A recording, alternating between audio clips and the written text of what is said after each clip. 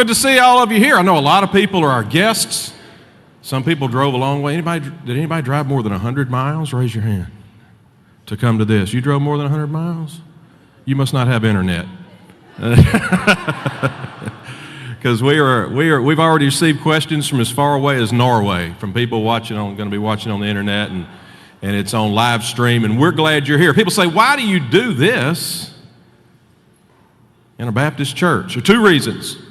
Reason number one, we believe that God wrote the Bible, and we believe that God is the author of creation. And therefore, we don't believe there's a dichotomy there.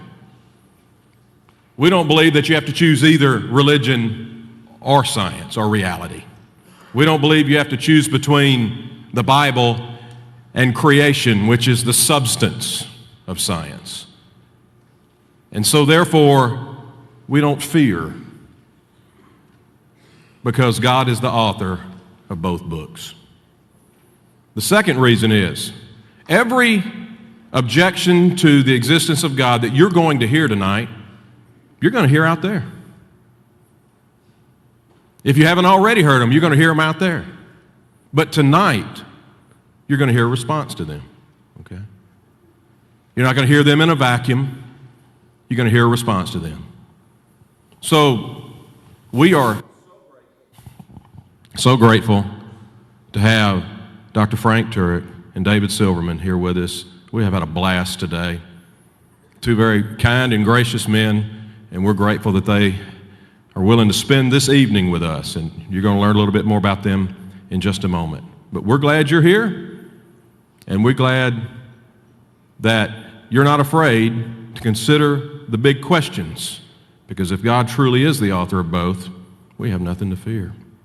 I want to introduce you now to a friend of mine, Chan Heron. Chan is also an apologist, somebody who is able to defend the truth claims of Christianity very well. I've had a lot of interaction with Chan. Chan's also a member of our Broadmoor family, and Chan will be our moderator tonight. Welcome, Chan Heron.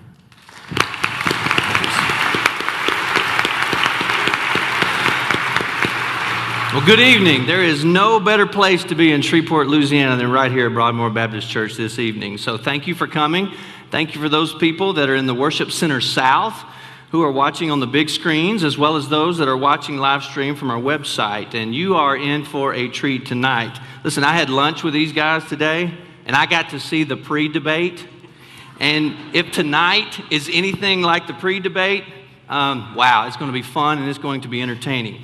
I'm curious. Raise your hand if you identify yourself as a free thinker, skeptic, atheist, agnostic, seeker. Fantastic. Welcome. Great. Thank you for coming. Raise your hand if you identify yourself as a theist, Christian, believer. All right.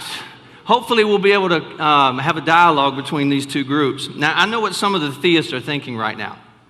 They're thinking, why in the world would our pastor invite an atheist to the church, much less the president of the American Atheists? That's the first thing you're thinking. The second thing you're thinking is, well, since he's here, I might as well watch him get creamed. And I know what the atheists are thinking too. There's no better place than to watch theism collapse than in the Southern Baptist Church. That's what the atheists are thinking. Now, I'm going to ask everyone to lay down their weapons. To lay down their weapons tonight and do something that does not come easy. First, to theists, I'm going to ask you not to tune out Mr. Silverman when he gets up.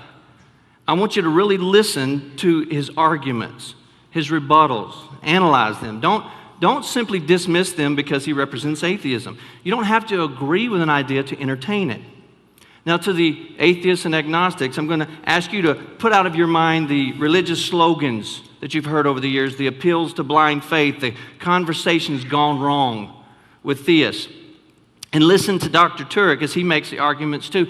You don't have to agree with an idea to entertain it. The primary purpose of reason is to help us discover what is true.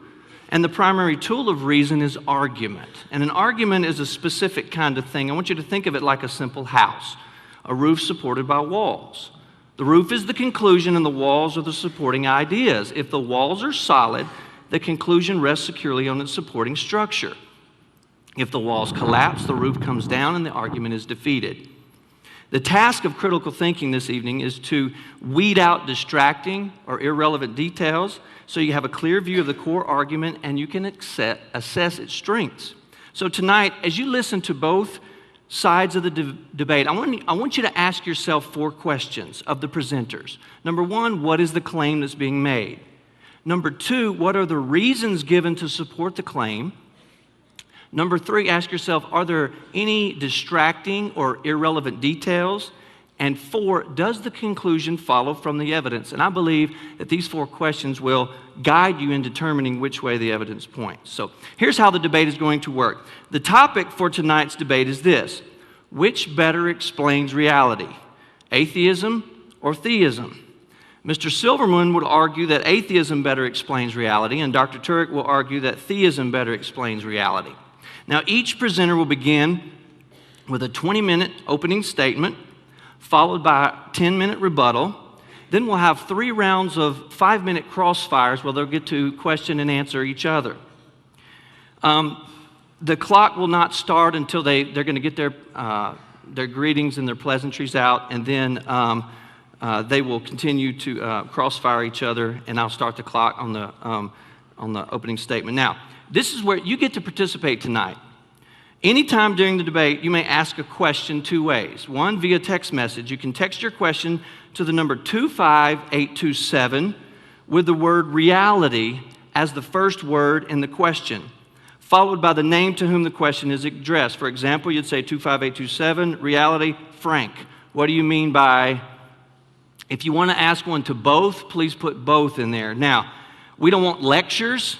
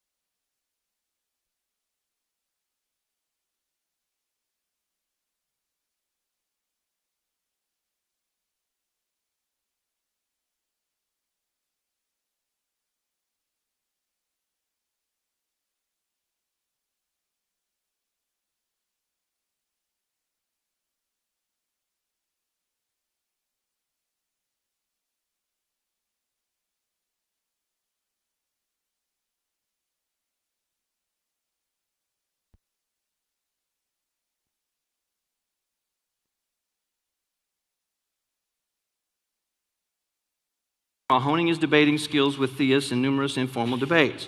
After earning his MBA from Penn State, Dave served as a professional inventor at Bell Labs for 8 years. He has 74 issued patents. And a marketing director for Natural Microsystems. He has been an atheist since he was 6 years old. Dave became an activist in 1996 and soon became New Jersey State Director. He also founded the Alliance of Lucent and AT&T Atheists and Secularists, the first employee club of its kind. He was tapped to be the national spokesperson in 2004 and then was named vice president in 2008.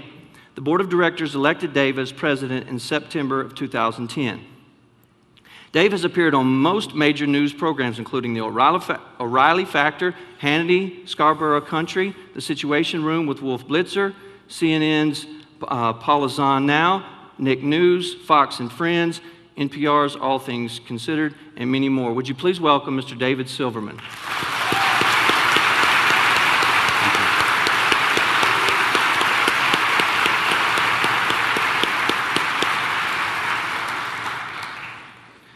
Dr. Frank Turek is a dynamic speaker and award-winning author and co-author of 3 books, I Don't Have Enough Faith to Be an Atheist, and others. As the president of CrossExamine.org, Frank impacts young and old alike at colleges, high schools, and churches with hard yet entertaining evidence for Christianity. He hosts an hour-long TV program each week called I Don't Have Enough Faith to Be an Atheist that is broadcast Wednesday nights at 9 p.m. and 1 a.m. Eastern on DirecTV Channel 378.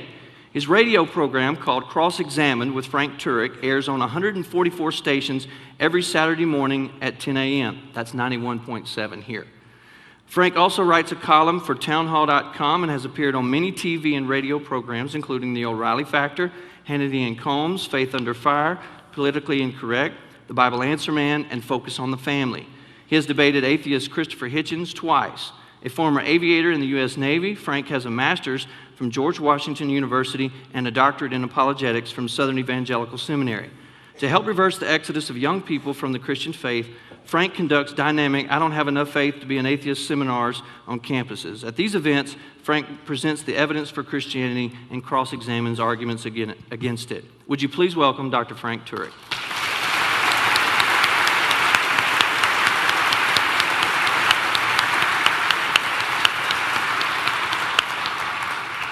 And now Frank will begin with his 20-minute opening statement. Thank you, Chan. Ladies and gentlemen, I've been told that there are more Baptists in Louisiana than there are people. And I can see that looks like the case. Thank you for coming out tonight. Thanks for Chan for arranging this. And of course, Pastor Chuck and the entire team here. We've got Alan and Ronnie on tech. We've got some unusual tech situations here, and they've really worked hard to make this happen. So I want to thank you very much. Now, Christians, you're going to like David Silverman. He is a great speaker. I've had some good times with him today. He's a very confident speaker, and so please listen to him. I'm from New Jersey. I grew up there. I escaped. He's since moved to New Jersey, so we may question his judgment a little bit there. But we are both very fast talkers, so I'm warning you right now, you cannot listen in Southern, okay? You can't do it. You won't be able to keep up. And by the way, this is a debate, so we're only going to scratch the surface here. We can't give a lot of evidence. We don't have a lot of time. David and I both have a lot more to say than we can say here. So if you really want to go deeper, I recommend you get our books. My book is available on the book table out here. David's book is coming out in December. It's called I, Atheist, so it'd make a good winter solstice gift. You may want to get that. And I want to point out, by the way, that all the proceeds from the sale of the books and the DVDs and the curriculum will go to feed needy children. Mine. Okay? Just so you know, I got 3 sons, so I need some help here, all right? So hopefully we'll have some fun here tonight. All right, let's get started. What better explains reality, theism or atheism?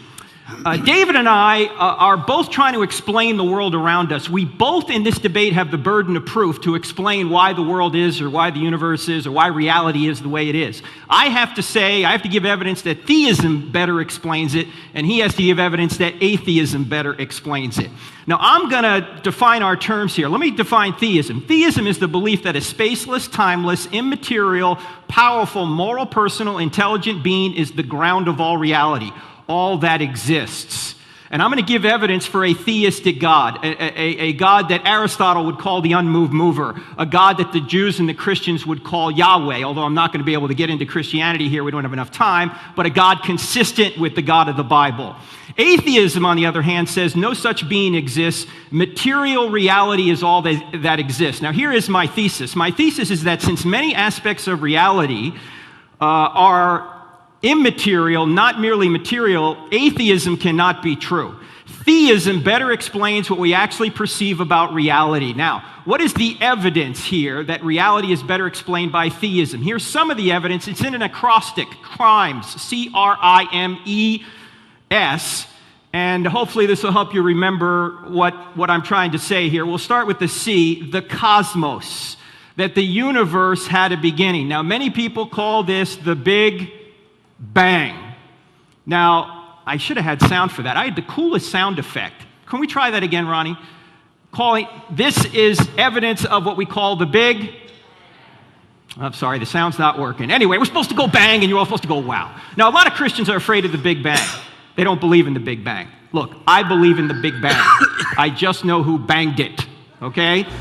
The evidence for the Big Bang is quite good. You even have agnostic astronomers like Paul Davies from Arizona State University saying this: the Big Bang represents the creation event, the creation not only of all the matter and energy in the universe, but also of space-time itself. That space-time and matter had a beginning out of nothing. This is Alexander Vilenkin from Tufts University. In 2003, he teamed up with Alan Guth and one other cosmologist to basically, according to him, prove that the universe had a beginning. Now, Valenkin is even a believer in the multiverse, that there are many universes out there, but he says even if there are, the whole show needs an absolute beginning. He actually uses the word proof. Here's what he said. With the proof now in place, cosmologists can no longer hide behind the possibility of a past eternal universe. There is now no escape. They have to face the problem of a cosmic beginning. Now, this beginning was not some sort of random explosion. This was a highly fine-tuned, guided event. In fact, from the very beginning, the expansion rate of the universe, if the expansion rate of the universe was different by 1 part in 1,000 million, a second after the Big Bang, the universe would have collapsed back on itself or never developed galaxies. You change the expansion rate, that infinitesimal amount, we're not here. In fact, the expansion rate right now is fine-tuned. So is the gravitational force. If it were altered by more than 1 in 10 to the 40, we wouldn't be here. Now, what is that? Well, that's 1 part in 1 with 40 zeros following it. You say, Frank, I can't get my head around it. No, I can't either. Let me give you an illustration. Take a tape measure and stretch it across the entire known universe. By the way, that's a long way. Set the gravitational force at a particular inch mark on that tape measure. I realize gravity is not measured in inches. This is just give you a scale idea in your mind. If you were to move the strength of gravity 1 inch in either direction, we wouldn't be here. Now, there's only 3 possibilities for why that value is the way it is. Physical necessity, it had to be there. Well, no, it didn't have to be there. It could have been here, could have been here, could have been 1,000 miles that way. Chance, which really isn't a cause at all. It's just a word we use to describe mathematical possibilities. I don't have enough faith to believe that it just happened to be right there. The third possibility is design, that somebody designed it to be right there. And when you look at all the other constants that are fine-tuned, that seems to make the most sense. In fact, Arno Penzias, a Nobel laureate, he won a Nobel Prize in physics for discovering the remnant heat from the Big Bang called the radiation afterglow. Here's what Penzias said.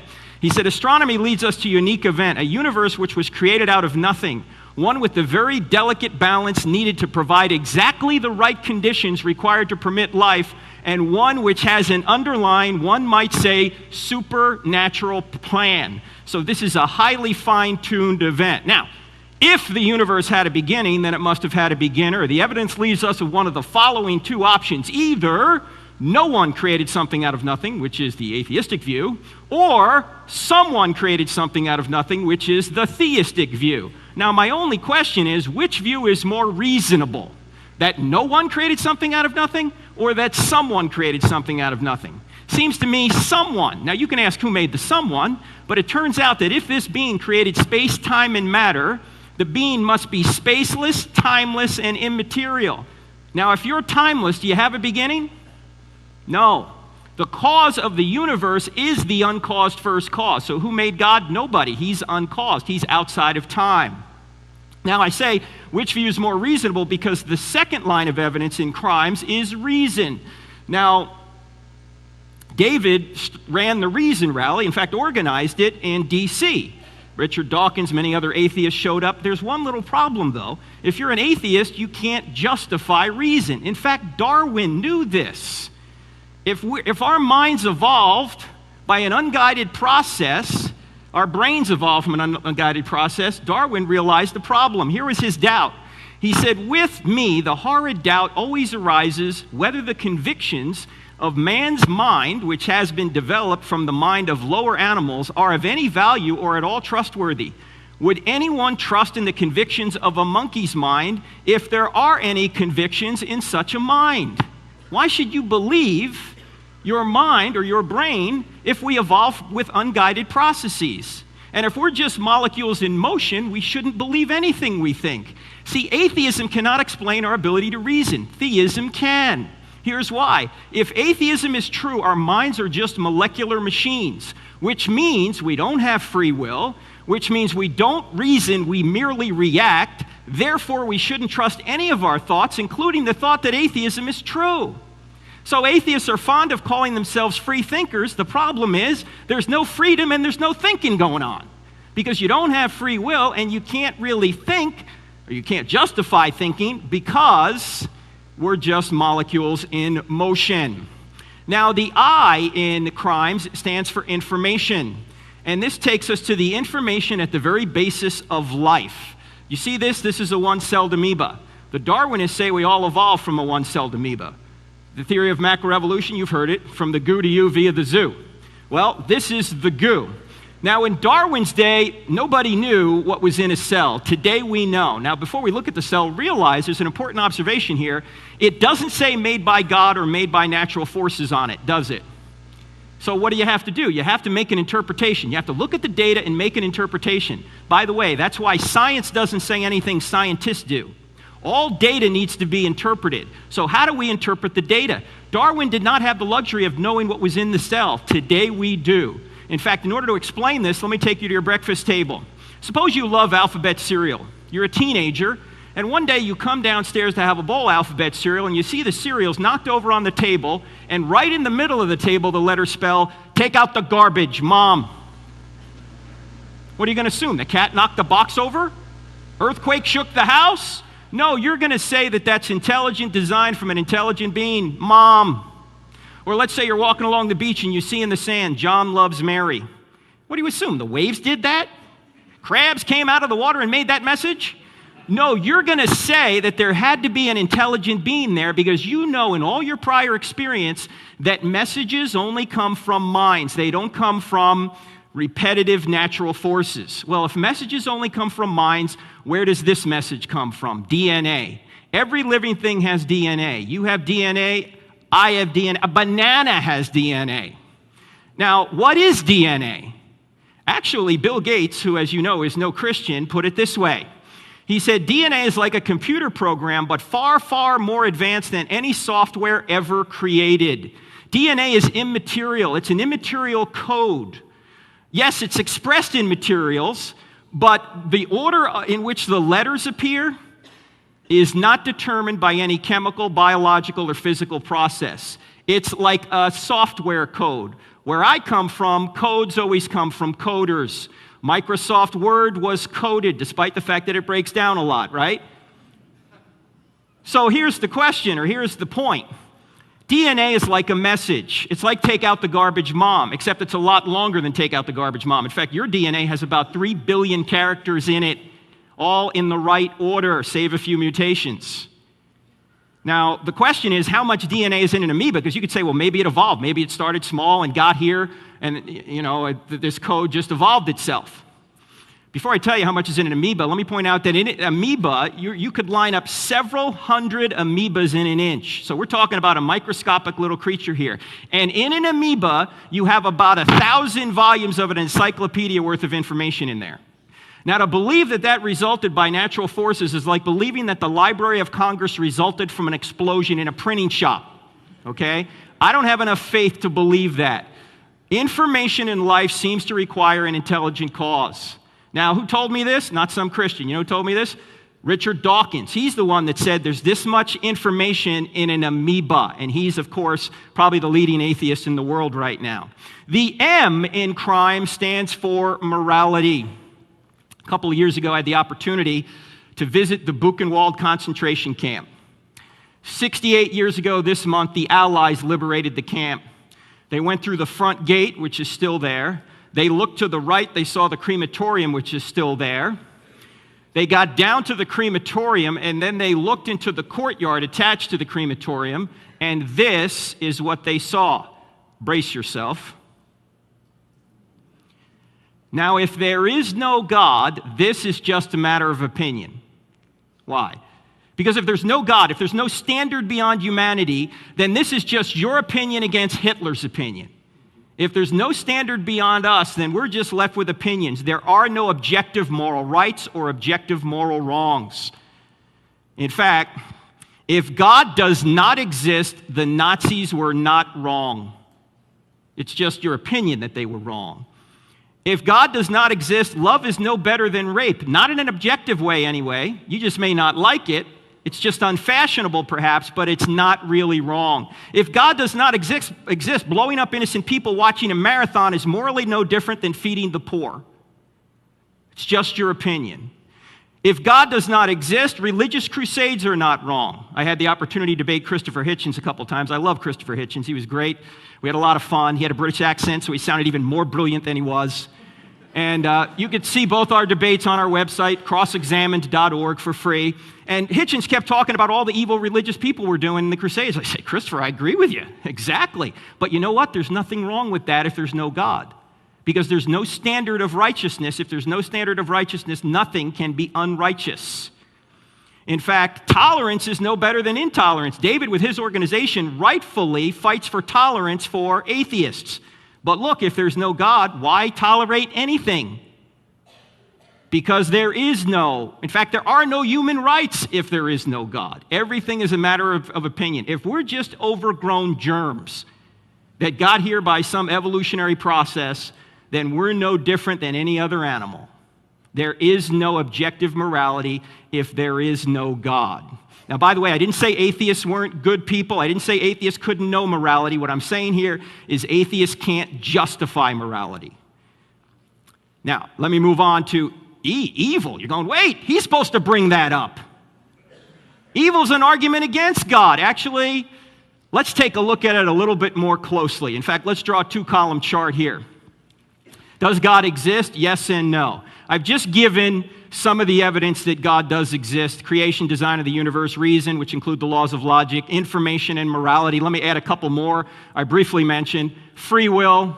We have free will. That can't be explained in an atheistic worldview, because if we're just molecules in motion, we really don't have freedom. We're not really making choices. We're just reacting to previous physical causes.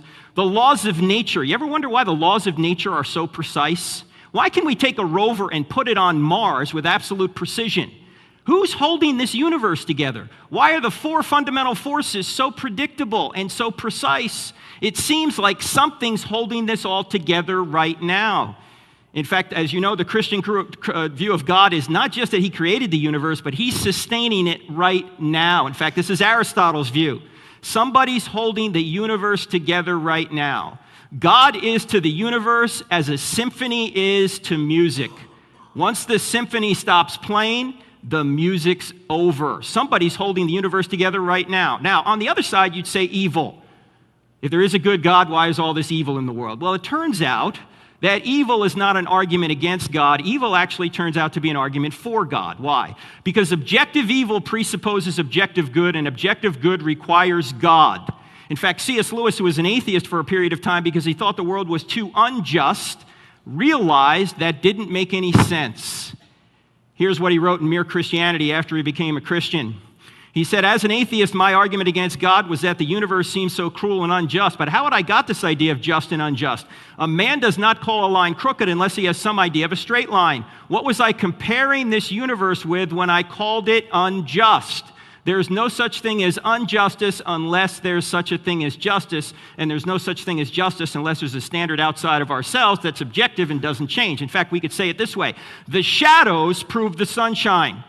In order to have shadows, you have to have sunshine. In order to have evil, you have to have good. Oh, you can have good without evil. You can have sunshine without shadows, but you can't have evil without good. You can't have shadows without sunshine. So let's adjust our chart. Actually, I think evil we can actually put on the yes side of the ledger. Now, this doesn't explain everything about evil, quite obviously, but the whole idea that there is evil points to good, and good only exists if God exists. Now, the S, science. He's going to bring up science. Actually, no, science does not help the atheists.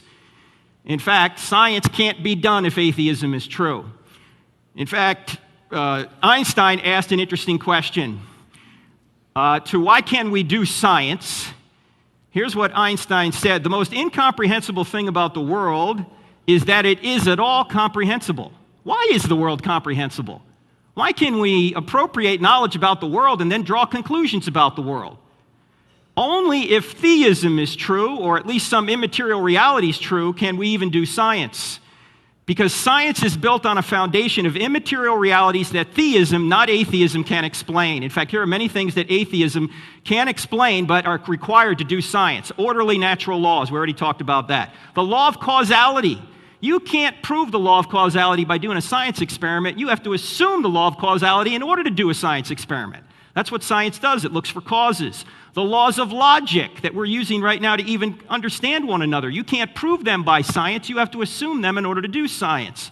Reason, the ability to reason, we've already talked about that. Free will, we've talked about that. You got to be able to freely evaluate the data and come to a conclusion, because science doesn't say anything, scientists do.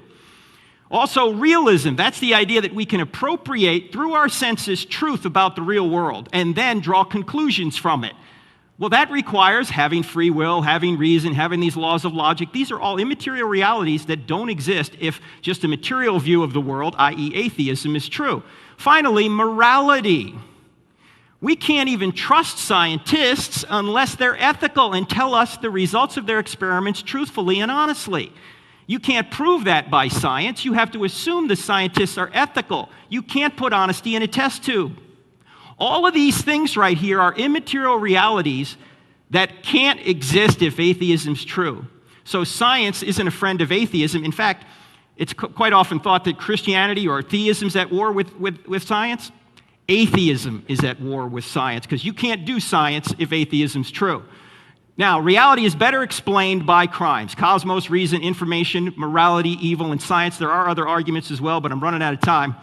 In fact, let's just take these first four and draw some conclusions about the first cause. From these four aspects of reality, we can reason from effect to cause to learn that God has certain attributes. We're reasoning from effect to cause. We have an effect, we try and figure out what the cause is. From the cosmos, we can see that this being is immaterial, timeless, and spaceless. Why? Because he created material, time, and space. We can also see that he's extremely powerful because he created out of nothing. Do you realize every time we create something, we create out of pre-existing material?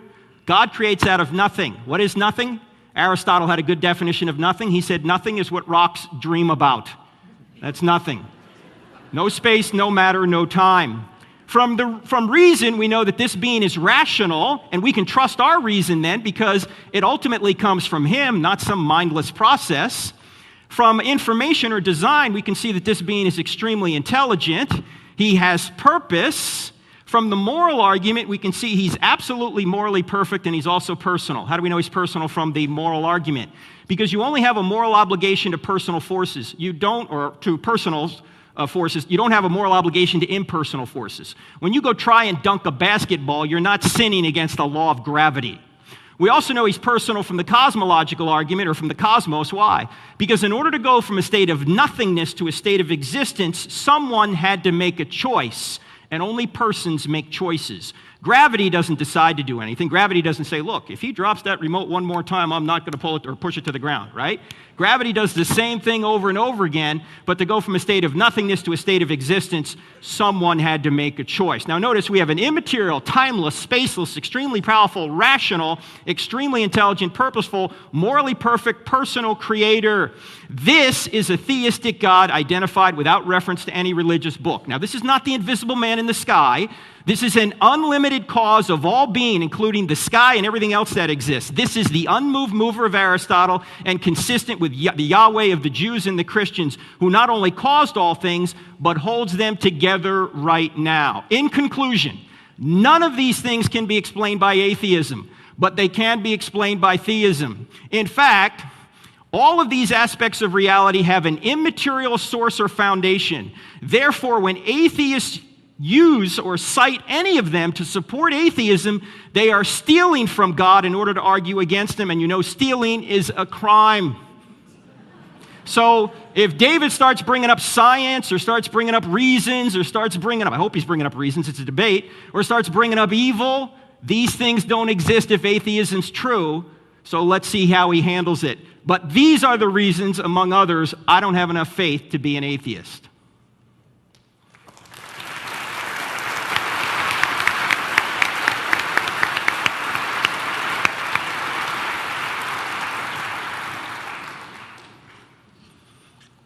Wow, Frank, I'm really glad this is not a fast-talking debate.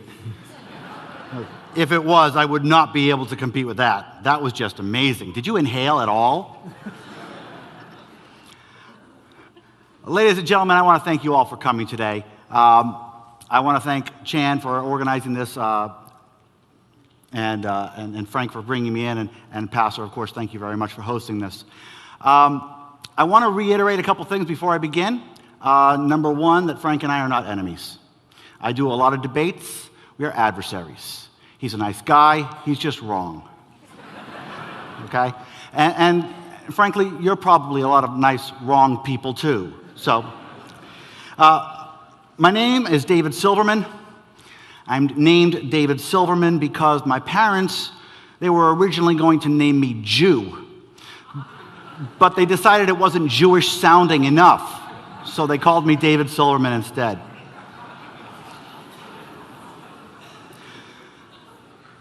Jan.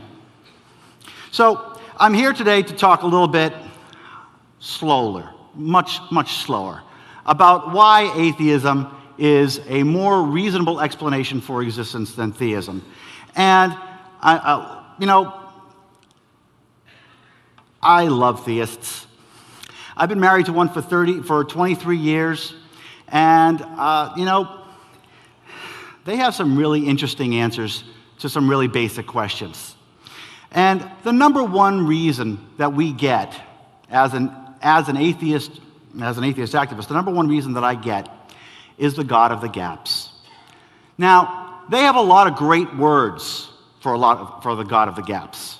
Frank has wonderful words for the God of the gaps. The cosmological argument, the teleological argument. That's my favorite, teleological argument. Great big words that mean one thing. I don't know, therefore God did it. That's what it means. I don't know, therefore God did it. Now, is this positive proof for a God? Is ignorance of fact evidence for fiction? I don't think so. What it is an attempt to rationalize a presupposition. You go in saying, there's a God, and I'm going to prove it. And then you rationalize it with what? Knowledge? With testing? No, with ignorance. It used to be, well, actually it was started by the Neanderthals. Religion was started by the Neanderthals.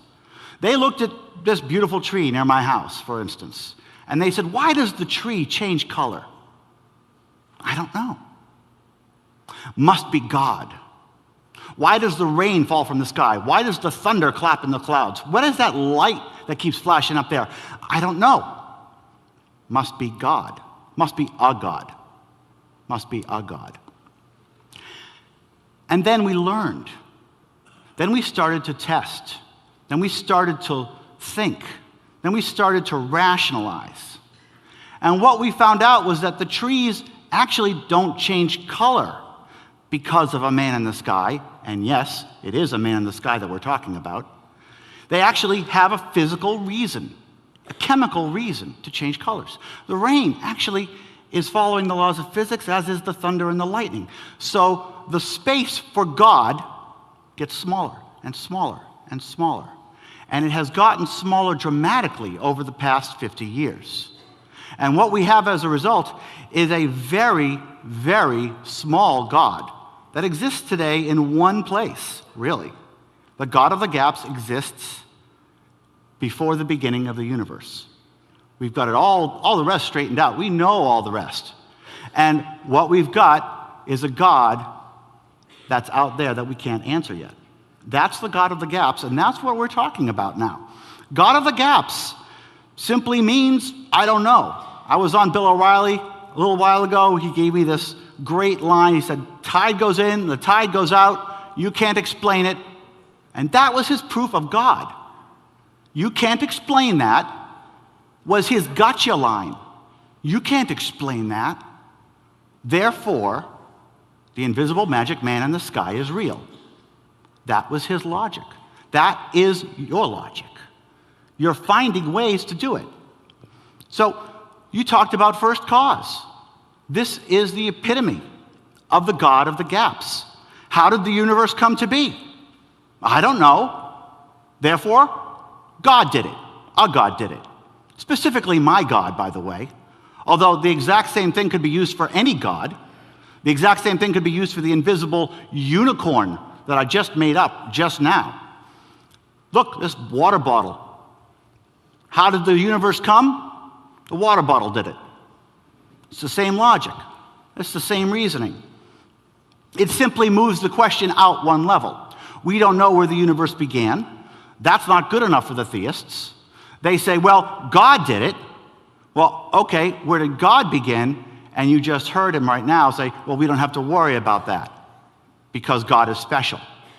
God is outside of time. So it basically takes the question, moves it out one level, and ignores the question. There's no answer there. The design argument. I love the design argument. Look at the beautiful sky. Look at the grass. Look at the measurements of the universe. Why does the universe look like this? I don't know. Must be God. A God. Specifically my God. Your God. Or the water bottle. Now, let's put some design perspective on this. The universe has about 1 trillion stars. Not trillions and trillions of stars. 1 trillion stars. Many with planets. 99.99999% dead. And if you took all those planets and all the stars and the plasma and everything and put it into one, that total is 5% of the universe.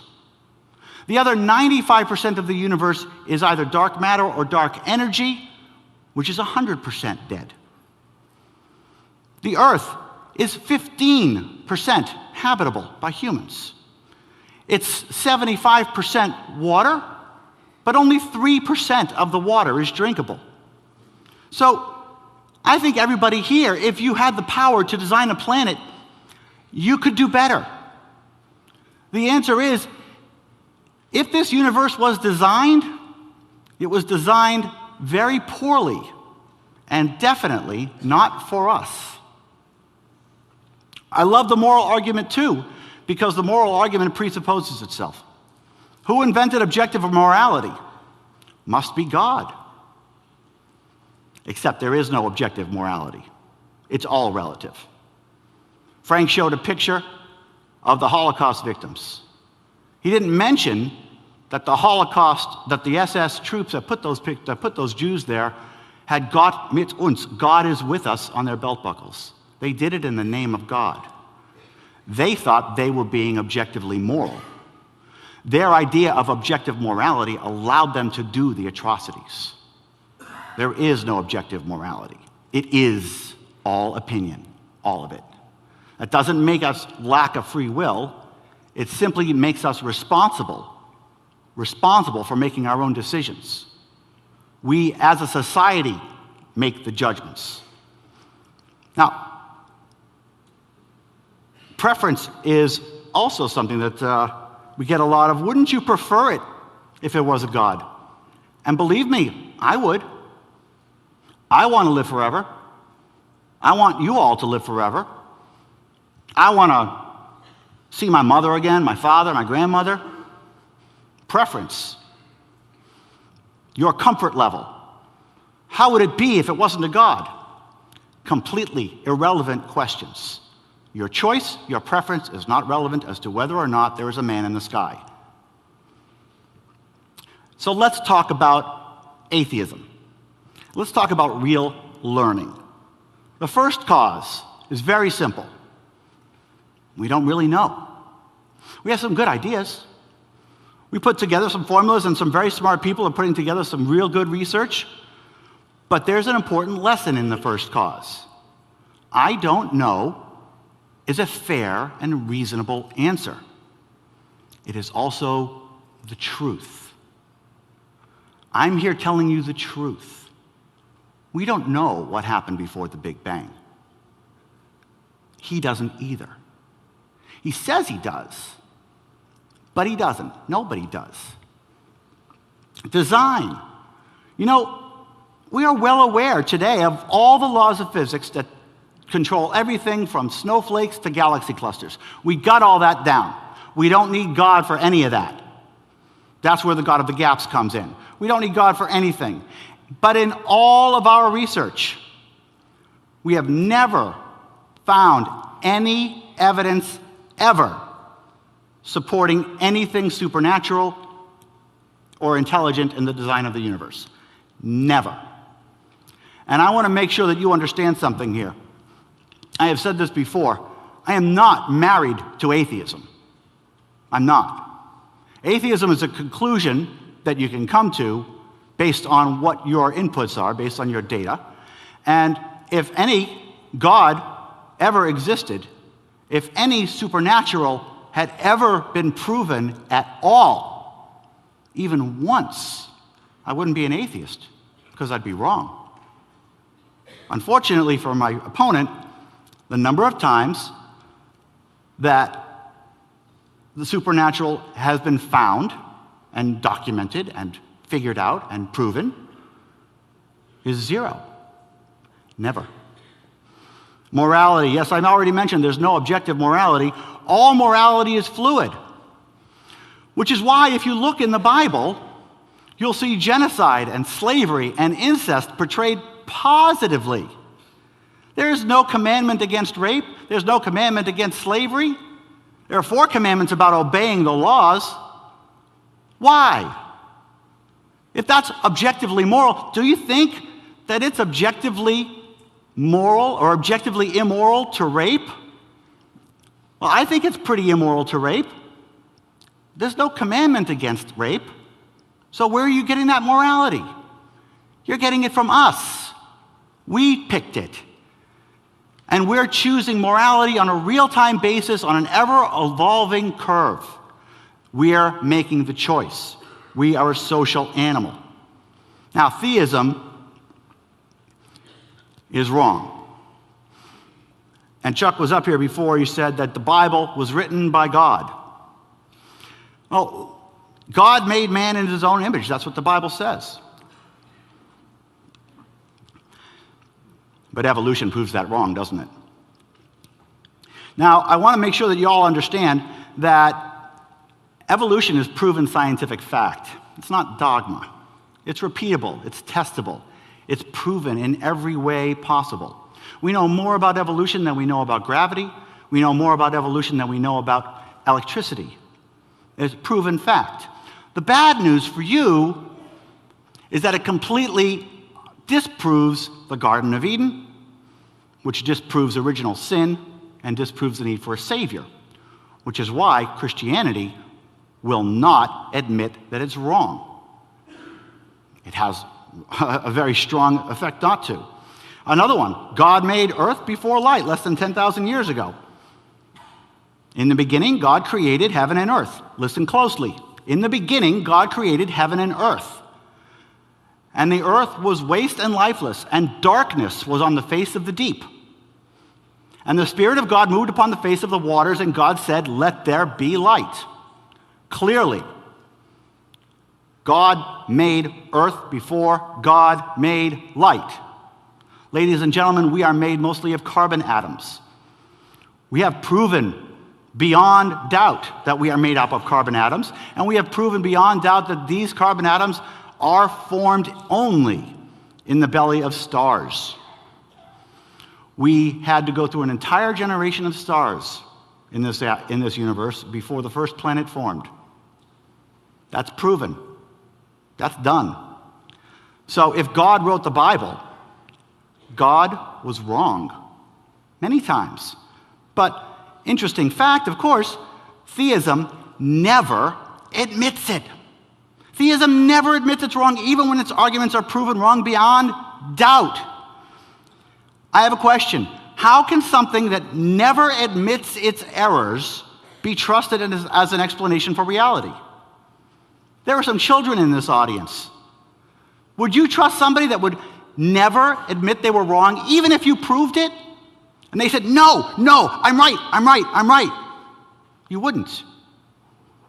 Another fact, in world history, the number of times an atheistic argument has been proven wrong with a theistic argument is 0. I'll say that again. The number of times an atheistic argument has been proven wrong with a theistic argument is 0. That's a 100% track record. Science is commonly referred to as atheistic. It is only atheistic because in world history, there has been no evidence ever for the existence of a God. Never once, at all, anywhere. If I was wrong on that point even once, I would drop my job and become a believer. But it has never happened because it's a myth. It's a lie. And theism lies a lot. There's a lot of lying going on in theism. Double meanings with words with double meanings. Evolution is just a theory. How many people have heard evolution is just a theory? Just like, oh, I don't know, creationism or any theory that I think up. They don't talk about the double meanings of the word theory, the difference between a philosophical theory and a scientific theory. They equate them in a deliberate attempt to mislead you. Know requires absolute knowledge. You can't know anything, they say. Oh, and this is my favorite. The Bible is true because the Bible says it's true. The Bible is good because the Bible says it's good. This circular reasoning is a deliberate attempt to mislead you. It is a lie, and you should be looking for it. Christianity is a philosophy, according to my friend Bill O'Reilly. He made that up. He wanted to keep Christian privilege. Oh, and that great little cross right there? That's a cross, right? Well, guess what? According to the state of Utah, that's a secular symbol, not a Christian symbol. It's a lie. And that's what the Bible means, is another thing. They smoosh the Bible's incorrect information in today's knowledge, but always in the past tense. And there was evening and there was morning, the first day becomes 2 billion years. Only after we prove the universe is more than 10,000 years old, beyond the shadow of a doubt. The Big Bang is in the Bible after we discovered it, not before. That's metaphorical. I love that one. That's when you also smoosh the Bible's backwards morality into today's morality by simply calling the bad stuff allegorical or making some other excuse. Leviticus 20:13, if a man lay with a man as he lay with a woman, he has committed an abomination. That's why there's so much anti-gay fervor about. But that's only one half of the sentence, isn't it?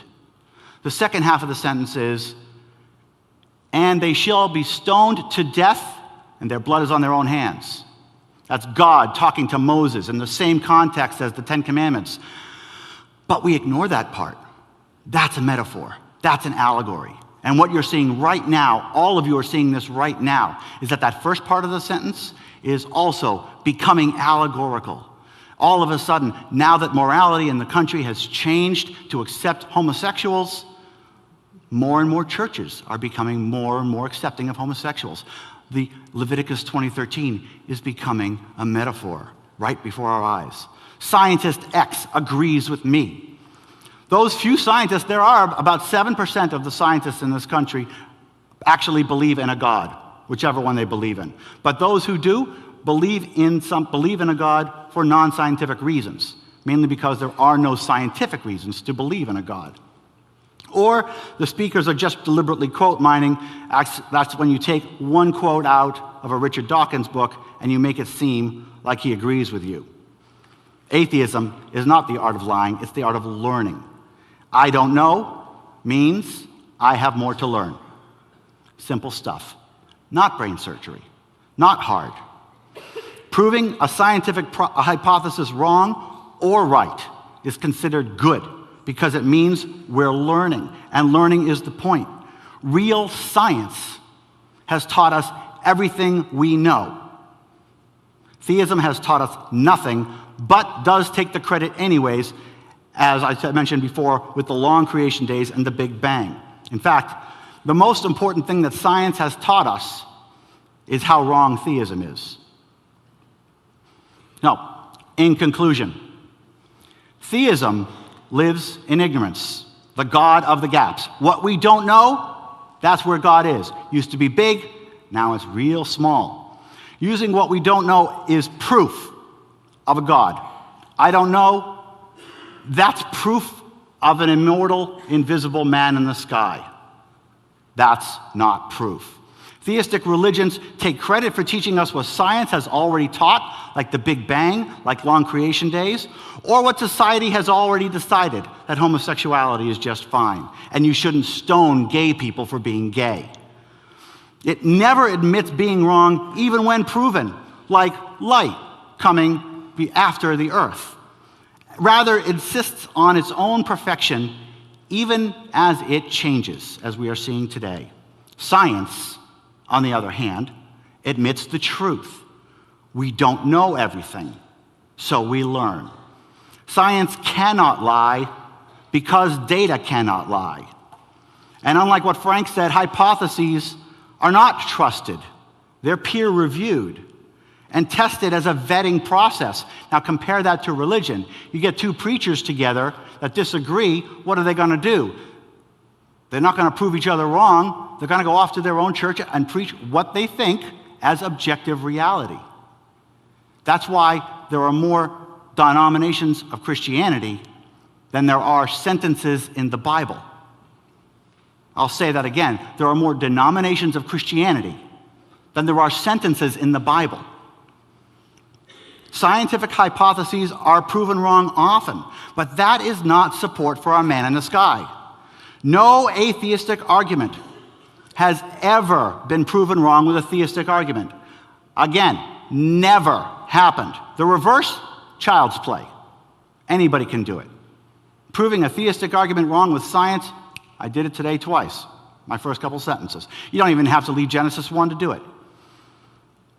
So, while science does not guarantee the immediate satisfaction, we're going to die, all of us. We're all going to die without knowing how the universe began. We all want to know everything. That's too bad. It's not going to happen. We're not going to get the instant gratification with science that you get with religion. God did it. Oh, now I understand. But the conclusions are based on real data by real scientists and tested by peers. Science wins because science learns. And as a result of science learning, society learns. We learn. We evolve. While religion stays stagnant and closes its eyes and blocks its ears and calls itself perfect. And that's why atheistic methods beat theistic methods for explaining the universe. Thank you.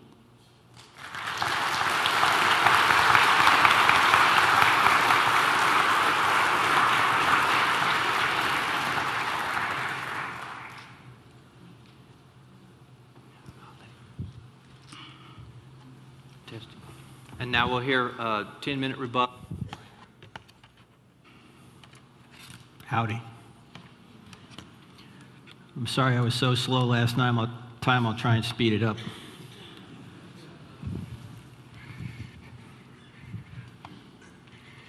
In all fairness to David, his opening statement was not intended to rebut mine.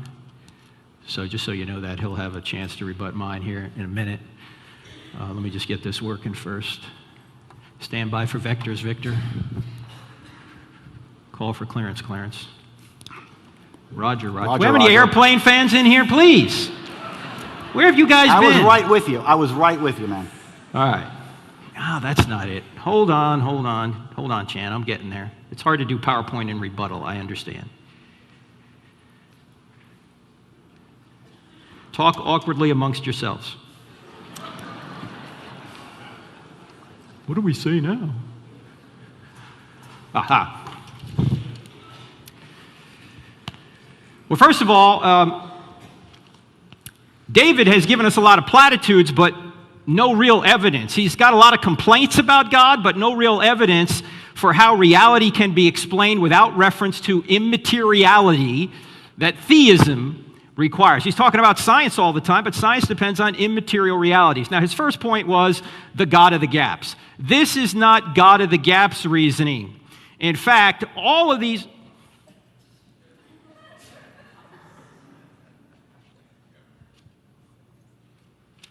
I'm supposed to be showing something right now. Hold on. What's that? Somebody call 911.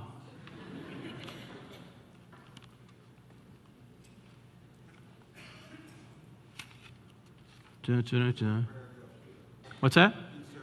Insert prayer joke. Good. Where's Alan? Did this thing shut off by itself or something, or? Because when you have visuals, how do you turn this thing on?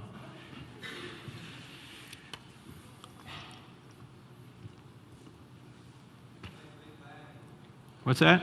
That's a good question. And God said, see, God doesn't exist. I'm right, man. We tried, man. I'm right. We tried. How do you Is feel? Alan here? You want to use mine? Well, Use mine. Just plug mine in. no, it's, well, maybe. There's no buttons back here. Yeah, how do you turn it on? Second law of thermodynamics. I don't want to mess you up here, man. No, I'm done. You can have it. Here.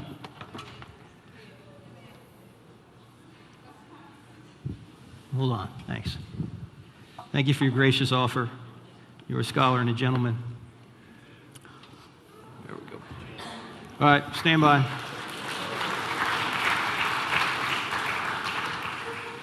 That's right. Thank you, Alan. Sorry for the folks listening at home or watching at home. Anyway, this is not God of the gaps reasoning. None of these. We're having fun, aren't we? Stand by. None of these are a lack of understanding. We're not arguing from what we don't know. We're arguing from what we do know. In fact, let me ask you this. How many have ever been here to the Grand Canyon? You ever been to the Grand Canyon? You can see it's a beautiful geologic formation, right? But can everybody see the difference between the Grand Canyon, this geologic formation, and this geologic formation? Mount Rushmore. Certainly, wind, rain, and erosion didn't create the faces on Mount Rushmore, right? Certainly not natural erosion, maybe political erosion. But the point here is that if you've got to figure out what caused the faces on Mount Rushmore, you're not going to say it was a natural cause. You're going to say that it required an intelligent cause. And you're not arguing from what you don't know, you're arguing from what you do know. Otherwise, we'd have to say that we're being unscientific when we look at Mount Rushmore and say it's got to be an intelligent cause. No, it's not a natural cause, it's an intelligent cause. Similarly, when you look at Take Out the Garbage Mom, you don't just lack a natural explanation for Take Out the Garbage Mom. It's that Take Out the Garbage Mom is positive, empirically verifiable evidence for an intelligent being. So it's not God of the gaps reasoning. Let me ask you a question. Here's Richard Dawkins' book, The God Delusion. Question, who wrote this book? Is it more reasonable that an author wrote it or the laws of ink and paper? Are we positing a God of the gaps if we say an author wrote a book? No, we are saying that a book is positive evidence for intelligence. We're not arguing from what we don't know, we're arguing from what we do know. In fact, he went on to talk about, David did, he went on to talk about the fact that there is no evidence for, well, no, he didn't say there was no evidence for, but he said that the creation of the universe was a God of the gaps situation. Actually, it's not at all. This is Robert Jastrow, an agnostic astronomer who wrote a book in 1978 called God and the Astronomers. And on page 1, he says, I'm an agnostic on religious matters. Here's what he said, however, on page 14. The astronomical evidence leads to a biblical view of the origin of the world. The essential element in the astronomical and biblical accounts of Genesis is the same. He then went on to say this in an interview. And by the way, this is the guy that sat in the same chair Edwin Hubble sat in at the Mount Wilson Observatory in Pasadena, California. So he is a scientist of impeccable credentials. Here's what he went on to say. He said, astronomers now found they painted themselves into a corner because they have proven by their own methods that the world began abruptly in an act of creation to which can trace the seeds of every star, every planet, every living thing in this cosmos and on the earth. And they have found that all this has happened as a product of forces they cannot hope to discover. Then he went on to say that there are what I or anyone would call supernatural forces at work is now, I think, a scientifically proven fact. Now, why would he say supernatural? Why couldn't nature have created the universe? Because there was no nature. Nature is the effect. It can't be the cause.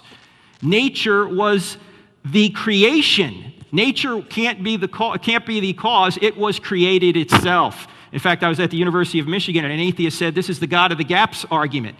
He said, give us more time, give science more time, and we'll figure out a natural cause for the universe. I said, John, we will never find a natural cause for the entire universe if the entire universe is all of nature. That's what it appears to be. I said, because it's the effect not the cause. The cause must transcend the effect. If space-time and matter had a beginning, then the cause must be beyond space-time and matter. In other words, must be spaceless, timeless, and immaterial. I said, to say if we could just give science more time, by the way, that sounds a lot like faith, but anyway, give science a lot more time, we'll figure out a natural cause for all of nature. I said, that would be like me saying, if you just give me more time, I'll figure out I gave birth to my own mother. No, you're not going to do that. Because I'm the effect, I can't be the cause. So he's saying there has to be supernatural forces at work. Why? Because all of nature was created, so it must be something beyond nature, something we would call supernatural nature. In fact, Arthur Eddington, who was a contemporary of Einstein, put it this way: the beginning seems to present insuperable difficulties unless we agree to look on it as frankly supernatural. By the way, he went on to talk about poor design. You can't know whether something is designed poorly or well unless you know the intentions of the designer. In fact, in this universe constrained by physical constraints, there is no such thing as perfect design. This laptop is good for doing presentations, but it's very poor for running NASA. If I try and make it bigger, I can't take it around the country and use it, but it'll be more powerful. If I make it smaller, I can't run NASA, but I can do these PowerPoint presentations. So the intent of the designer is what makes is how you have to evaluate whether the design is good or not. And by the way, bad design is not no design. My car is not designed perfectly, but it's still designed. And we agree, of course, we live in a fallen world, so everything's broken. Nothing's going to work perfectly. That's the whole point of the fall. Now, he said there's never been an atheist argument that's ever been refuted. Well, let me give you an atheist argument that has been refuted. This is Francis Crick, who helped discover the DNA molecule. Well, he was an atheist. He was a materialist, and so he wrote a book called The Astonishing Hypothesis. And here's what he said in the book. The astonishing hypothesis is that you, your joys, your sorrows, your memories, your ambitions, your sense of personal identity, and free will are, in fact, no more than the behavior of a vast assembly of nerve cells and their associated molecules. You know, we're just a meat machine. We don't really reason, we just react. We don't have free will, we think we do, but we don't. Every decision, every thought we have is based on a previous natural cause over which we have no control. Now, that's what this is saying. This is the atheistic view. Now, imagine if Crick had written this in his book. Imagine if he had said that the astonishing hypothesis is that my scientific conclusions that I write in this book are, in fact, no more than the behavior of a vast assembly of nerve cells and their associated molecules. Would anybody believe anything he said? No, you see, atheism defeats itself. It's self-defeating to say we're all molecules in motion because we don't really reason, we just react. So why should we believe any of our thoughts, including the thoughts that atheism is true? You see, atheism is the universal acid. It cuts through everything. David got up here and tried to give scientific arguments. I don't know what they were. They weren't really scientific. He just talked broadly in platitudes about science. But again, science doesn't work if atheism's true. Because we're, again, all just molecules in motion, and there is no such immaterial reality. If you recall, all of these things that shore up science, that are at the foundation of science, don't exist in an atheistic universe. He also then went on to talk about morality being relative. Do you think torturing babies for fun is relative? Do you think that's just a matter of opinion? Do you think eating babies is just a matter of opinion? No, this is objectively morally wrong, and we all know it. And it's not just that we know it. He said societies decide. Which society, Mother Teresa's or Hitler? It's not just that we know it. It's not an argument that I know morality from society, and therefore that tells me what the right thing is. The question isn't how we know something. The question is, why does it exist? Why does a moral law exist? There must be a moral lawgiver external to ourselves that doesn't change, that has the authority to show us what rightness and wrongness is. And that's what we mean by God. So the issue isn't how you know it. The issue is, why does it exist? Why is there a moral law out there? Evolution has nothing to do with theism, so I don't know why we're talking about evolution. He said, theism never admits it's wrong. Who represents theism? I don't know, is there one guy that represents theism? I don't know. I'm sure there's many theists who have changed their minds. I've changed my mind on certain things. He keeps talking about the Bible. This is really not about the Bible, although the Bible's related to this. If we want to have a debate about the Bible, we can. But this is more about Is there a being beyond the world who created the world and sustains the world? You don't need the Bible to know that. And by the way, you don't need the Bible to know morality either. It's written on your hearts. You know right from wrong on the big issues. In fact, for you Christians in here, if you say that you need to know the Bible or you need to have the Bible to know morality, that would mean that God was completely unjust for judging the entire generation of Noah. They didn't have a Bible. The moral law is written on their hearts. This is why Jefferson started the country this way. We hold these truths to be self-evident, that all men were created equal and endowed by their Creator with certain inalienable rights, among them life, liberty, and the pursuit of happiness. That moral law is consistent with the Ten Commandments, but you don't need to know the Ten Commandments from the Bible to know the basic precepts of right and wrong. It's written on your heart because there's somebody that's written it there who has the authority to do so, who is the very standard of rightness. So you really to be an atheist, you have to give up common sense. You have to say that all these immaterial realities that we all know exist either don't exist or can be explained materially. Maybe during the Q&A we can talk about how these things can be explained materially. Thank you.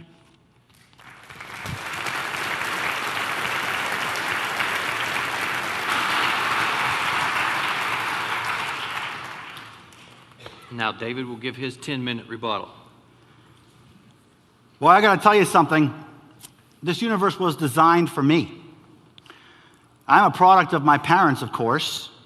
My parents made love on a certain night during their brownout in New England. My older sisters went out that night because my older sister got a call from her friend. So my parents were alone in the house in the dark, and they had nothing else to do. If any of that hadn't happened, I wouldn't be here today. If my sister's friend hadn't called her, if my younger sister hadn't gone with her, if my parents decided to build a fire instead, or to have sex in a different position, or if my grandparents didn't do everything exactly as they did, if anything in the past had changed, I wouldn't be here. So I guess the universe was designed for me because the chances of all that happening are pretty slim. Must be an immortal magic man in the sky. See, the thing is that the universe looks ordered because we're here. The universe looks designed because we're here. And making up excuses for the fact that when you look out there, you see nothing but dissenting chaos, dispersing chaos in little pools of gravity, little wells of matter and energy, doesn't make it go away. Doesn't make it make sense. The uncaused cause must be spaceless and timeless and immaterial. Isn't that interesting? That's exactly what I was saying. It presupposes his God. He insists that the first cause argument is not an argument from ignorance, is not a God of the gaps. I would ask you, and maybe we will discuss this during question and answers, what exactly is a God of the gaps theory? What exactly does that mean, and how is it different? I would like to know that. He talks a lot about Cheerios. He mentions Cheerios twice. Now, this gives a very, very wrong opinion about the evolutionary process. This gives a very, very wrong opinion about design. Evolution is not about something exploding and falling into place. Evolution happens over billions of years, countless thousands of generations, little increments at a time. You're not going to spill the Cheerios to take out the trash. You're going to spill the Cheerios, and the tea is going to be there. And it's going to stick because it's better there, because something makes it stick there. And you're going to shake the table, and the R will circle around over a period of time, and it'll stick in place. That's the way evolution works. It's not about an explosion. And then he talks about relativism. He really, really doesn't like relativism. Too bad. It's relative anyways. And it's not a defeat to say that we're all molecules. It's not a defeat to say that we're all energy. It's not a defeat to say the truth, that we're not divinely inspired, that we're not holy, that we're not made with some grand design. That's not a defeat. That's a truth. And when we talk about relativism, we also talk about relative morality. He says there is objective morality. And he says, is it fun to torture babies? Of course not. We all know that. We're all good people. We all know that. Of course, that's not in the Bible. In the Bible, Psalms 137 says, how blessed is he who dashes the babies against the rocks. So I guess the Bible's immoral and goes against normal morality. Unless, of course, you're wrong. And you notice how he totally avoided the whole concept of light coming before earth and being proven wrong. He just kind of blew that off. But the idea that morality is fluid actually makes everything work because it puts everything on us. It makes us the responsible parties. It tells us why we're making the decisions, and it puts the responsibility on us for making those decisions. We think that the Holocaust was wrong, and that's correct. He's very correct. The people who did the Holocaust, the Germans, the Nazis, they thought they were doing good. And yes, it is just a difference of opinion. It is. That's not rosy, it's not happy, and it certainly isn't easy. But it is true. And it is also true, again, that they did that under the word of God, because God was with them. The idea of objective morality is extremely dangerous. Because, like I said before, if you get two theologians in a room and they differ, they go off and they talk, they don't solve their problems, they create another sect. And they go off and they create their own objective morality. But it is the appearance of objective morality, it is the concept of objective morality that causes people to not take responsibility for their actions. Those planes flew into the buildings in 9/11 because the people flying it thought they were being objectively moral. They didn't say, wait a minute, am I doing the right thing here? No. They did it for their God.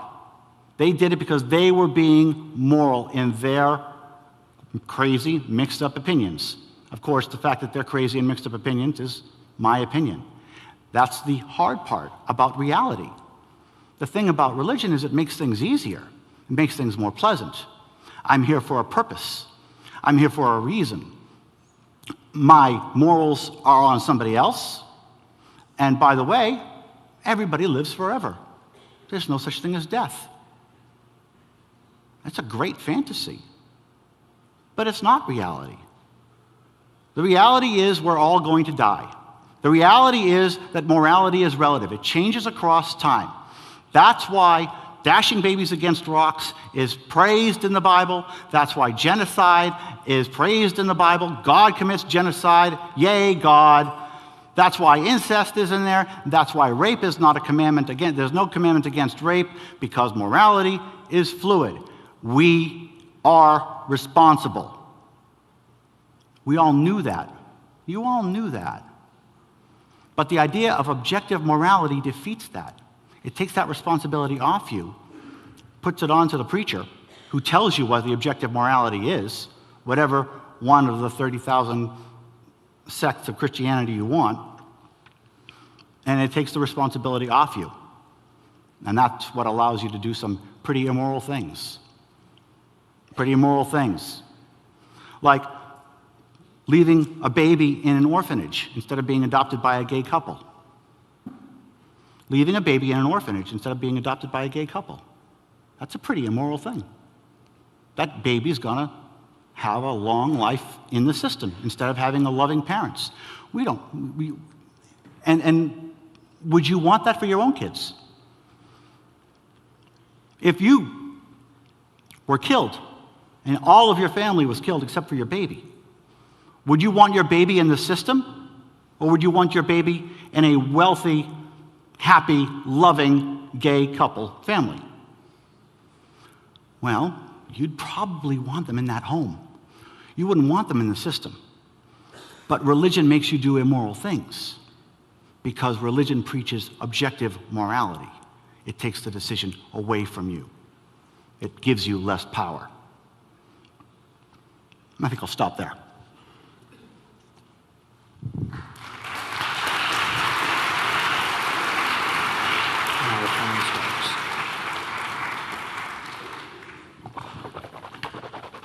everybody having fun yet? Now it really gets fun. Here's what we're going to do. Do you want to sit? Oh, you want to sit? No, it's up to you, man. You want to sit? You want to stay where you are? Let's do it here. Okay. Okay. I'm going to sit right here. Here's what we're going to do. They're going to question each other.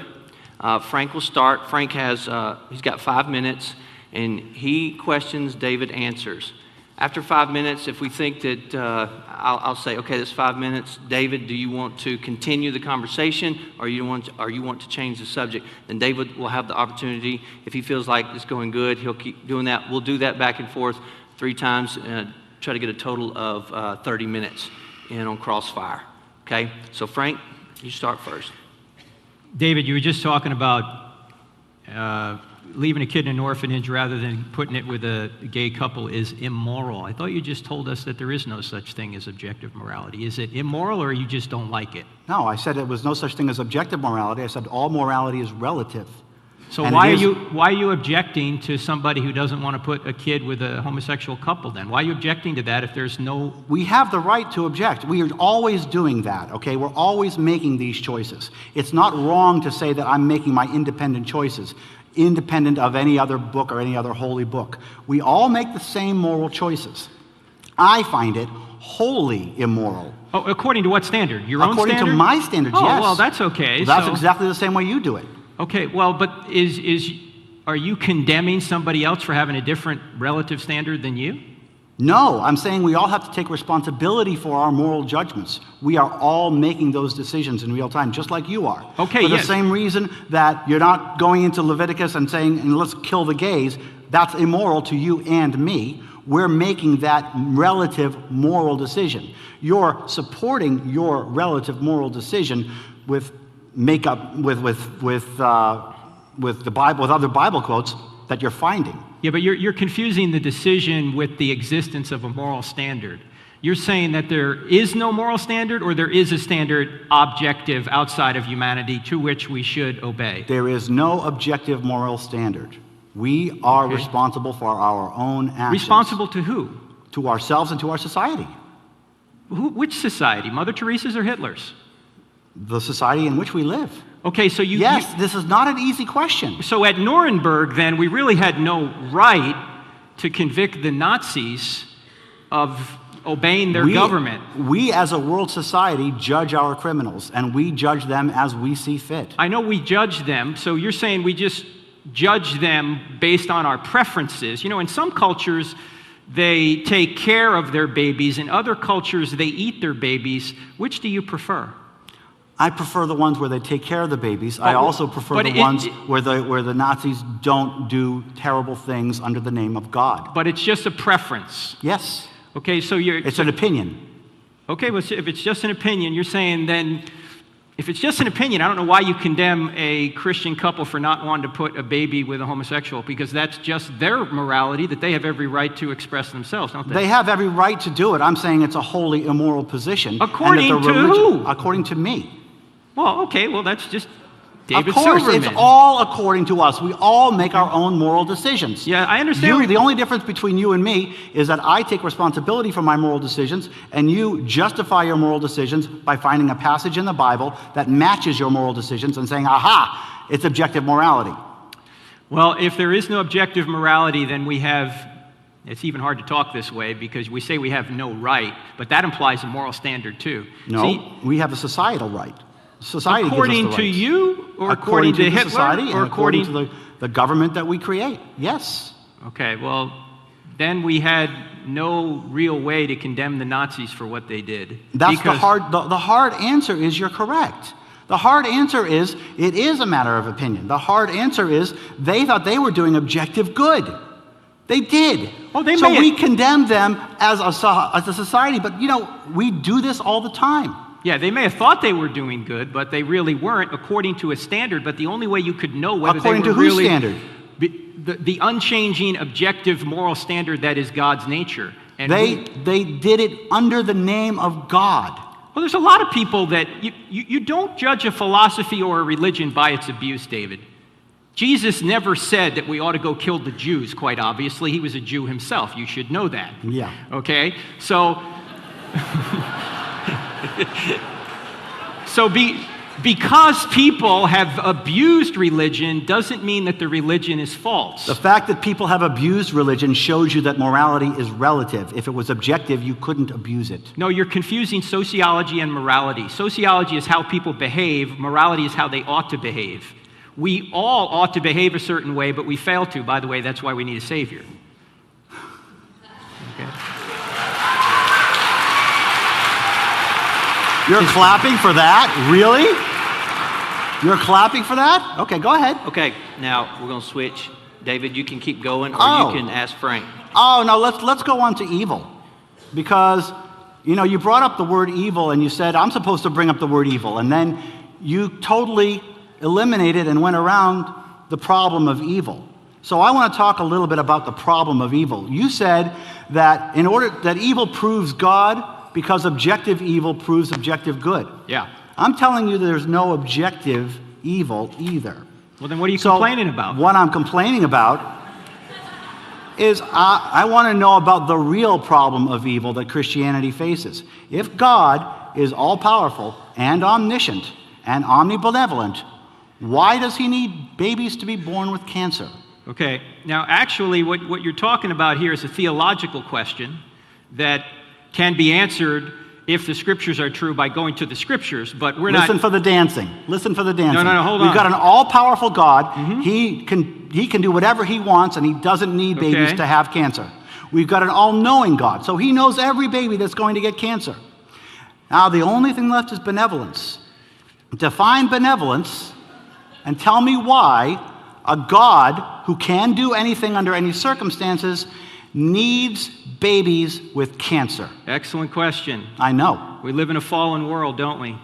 That's a good excuse. Well, but you can't blame But Adam. what if it's true? Oh, what if anything is true?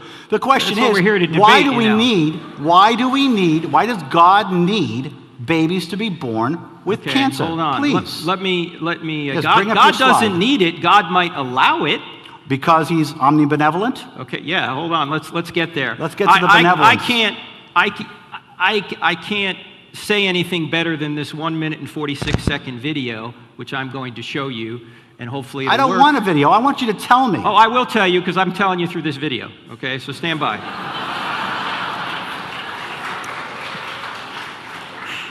I think we need HDMI 3 on. It is? Hey, stand by. Dun, dun, dun, dun. Dun, dun, dun. All right. This better be good, man. This It's better good. be good. If it's not good, I'm totally going to kick your butt Hey, there's no on it. such thing as good. It's all relative.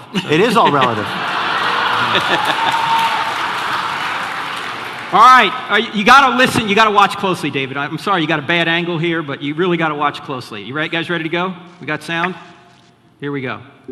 Is God good? If he is, why is there suffering and evil? Let's assume for the moment that God is all-powerful. This means that God can do anything that is logically possible. So he can create galaxies and subatomic particles and rainforests and you. But God cannot do what is logically impossible. He cannot make a square circle or a one-ended stick. So can God make a rock so big that he can't lift it? No. So what if, when God created human beings, he wanted them to be free? Freedom's a good thing. But if humans are to be free, they cannot be forced to obey God. Because freedom without choice is like a square circle. It's a logical contradiction. No choice, no freedom. God didn't want robots. He wanted real people. The first humans endowed with the awesome power of free choice abused their freedom. The tragic consequences of their bad choice and our bad choices ripple across the world. God is responsible for the fact of freedom, but humans are responsible for their acts of freedom. But let's remember, we don't suffer alone. God will put an end to suffering and evil. And God became a man to suffer with us. God is good, and he wants real people like you to know him, but the free choice is yours.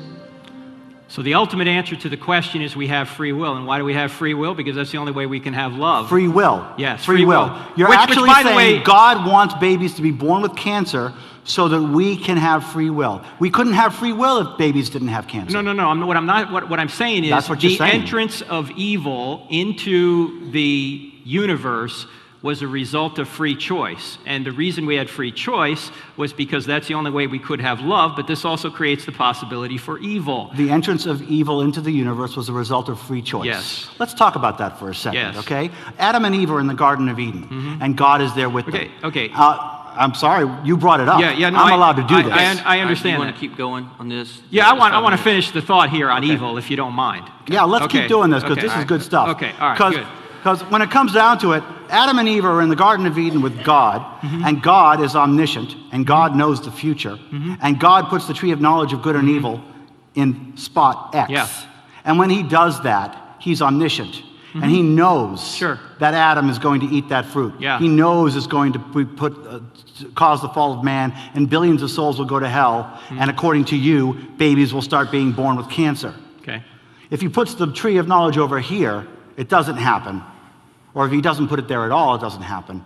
But God puts it where he knows with 100% certainty that Adam is going to eat of that fruit. Who made that choice? God knows the end from the beginning, Yeah. and he created the universe, and he created he knew what would happen. Anytime you want to answer the But question. I'm getting there. But that doesn't mean people don't have free choice. And you're saying that God then could not have done that if somebody sins. Well, let me ask you a question. That's not what I said at all. What I asked you was, uh-huh. who made the choice in the Garden of Eden? You Adam. said Adam and Eve did. Adam Yeah. and Eve made the choice. Now, let me ask a question. Let me put it this way. God knows with 100% certainty that if I put the tree of knowledge here, billions of souls go to hell and babies get cancer, according to you, which doesn't follow either, but I'll let you pass on But the point. wait. But if Stop. I put it over here... Oh, no, hold on. No, this is the There's point. nothing wrong with babies getting cancer because it's all relative. You know what? I judge that. I judge that Well, to be that's wrong. just your personal But you're problem, also then. avoiding the question in a great big way. No. If you Now- allow me to continue with my presentation, I'll go into it. Another video? I want you to answer me. It's not another video. Okay, answer me. When God put the tree of knowledge of good and evil here instead of here, knowing that when he put it here, knowing with 100% certainty... I got it. Let me answer it. Okay. Go for it. Here's the problem. The problem here, David, is that you're assuming that God could have created another universe where nobody sinned. That, while it's logically possible, it might not be actually achievable with free creatures. So sin was not an option. No, if God creates a universe with free creatures, he might not be able to create a universe where everybody freely chooses not to sin. So he creates the universe we're in now. People freely choose to sin, and then his job, the whole purpose of the Bible, and we're not really even here to talk about the Bible, but since you brought it up, the whole theme of the Bible, from Genesis to maps, is one word. And that is redemption. You have paradise lost in Genesis, paradise regained in Revelation. You are totally avoiding my question. No, I'm getting Before there. Adam ate that apple, he was without sin. Yes. Before he ate that apple, he was chose- without sin. God put the tree here. Yes. He knew it would cause the Yes. fall of man. Yes. God pushed Adam and Eve out of the Garden of Eden. God made the decision. Yes. God made the choice. And then God made the choice to go in and rescue him. So that's and what then- the redemption's and all then about. God chose. David, I think they'll clap for anything in this audience. God is the villain here. God is the one. Wait! Stop! Yes. There's no villains because there's no good or evil. You've Start already said changing so. the subject. I'm God not. is the one who made the choice. I'm not changing the subject. You said evil entered into the universe because of a choice. I'm submitting to you choice, yeah. that it was not Adam who made that choice. Who was it? It was God Yes, who made that choice. God made a choice. So God's a villain. God's the one who sent you to hell. God's the one who sends everybody to hell. God's the one who caused the fall of man, and he did so with intent, with deliberate. God is an ass. Nobody sends anybody to hell. You send yourself there. God sent everybody to hell. That's David, good, but you're not listening to the argument if you're applauding. David, people who are in hell are there justly. Okay? Oh, well, whose justice? Well, there is no justice according to your worldview. Okay, hang on one second. Yeah. Let's stop with the applause. Okay, let's just stop with the applause so that we can get more time in here. Okay, and we're getting a little off track. The topic We can change. Was which better explains reality, atheism or theism? Yeah, Now that's we're why getting we're into talking about the Bible which theology is now, fine yeah. if y'all want to go there, but that wasn't the topic. That But we you started still on. haven't made the Okay, answer to my question. It's still you. I still want to talk about this. All right, let me continue. Well, no, it's not my No, turn. that's right. No, wait. Who just you? He was asking Oh, yeah, me. it's his choice. Yeah. Okay, It's but his you still choice. got 40 seconds. Go. I still got 40 seconds. What I want to know is if God made the choice to put the tree of knowledge here Yeah. instead of here, Yeah. isn't it true then that the sinless Adam was merely a pawn? No. And that God made the choice to cause No. the fall of man? Because there's a faulty assumption in your scenario here. You're Yes. assuming that if he puts it over here, it doesn't happen. He knows. If he knows he's 100% Yes, foreknowledge. yes. So he knows if he puts it here, it happens. Let me finish. If he puts it here, David, let me finish. yep. It might Okay. be that there's All right, now it's your turn. You can keep going, or do you want to change the subject? Giants are better than the Patriots. Oh, come on. They are. Oh, come on. Yeah. That's too far, man. That's too far. Where were we? Oh, it might be that there's no other scenario whereby sin ultimately wouldn't enter the world. Again, let me say this again. What is logically possible might not be actually achievable with free creatures, okay? That's the problem here. You're assuming that God could have created a universe where nobody ever sins. Well, if there are free creatures, there might not be any universe whereby nobody ever sins. This That's is not the my problem. point at all. My point is that free will is eliminated. There is no such thing as free will if God is omniscient. Oh, no. That is my Oh, point. no, God knew the future when he put the tree there. Look, I knew you'd be here. Does that mean I caused you to be God here? knew if I drop this, does it have a choice to fall? Yeah, but you see, that's not an agent.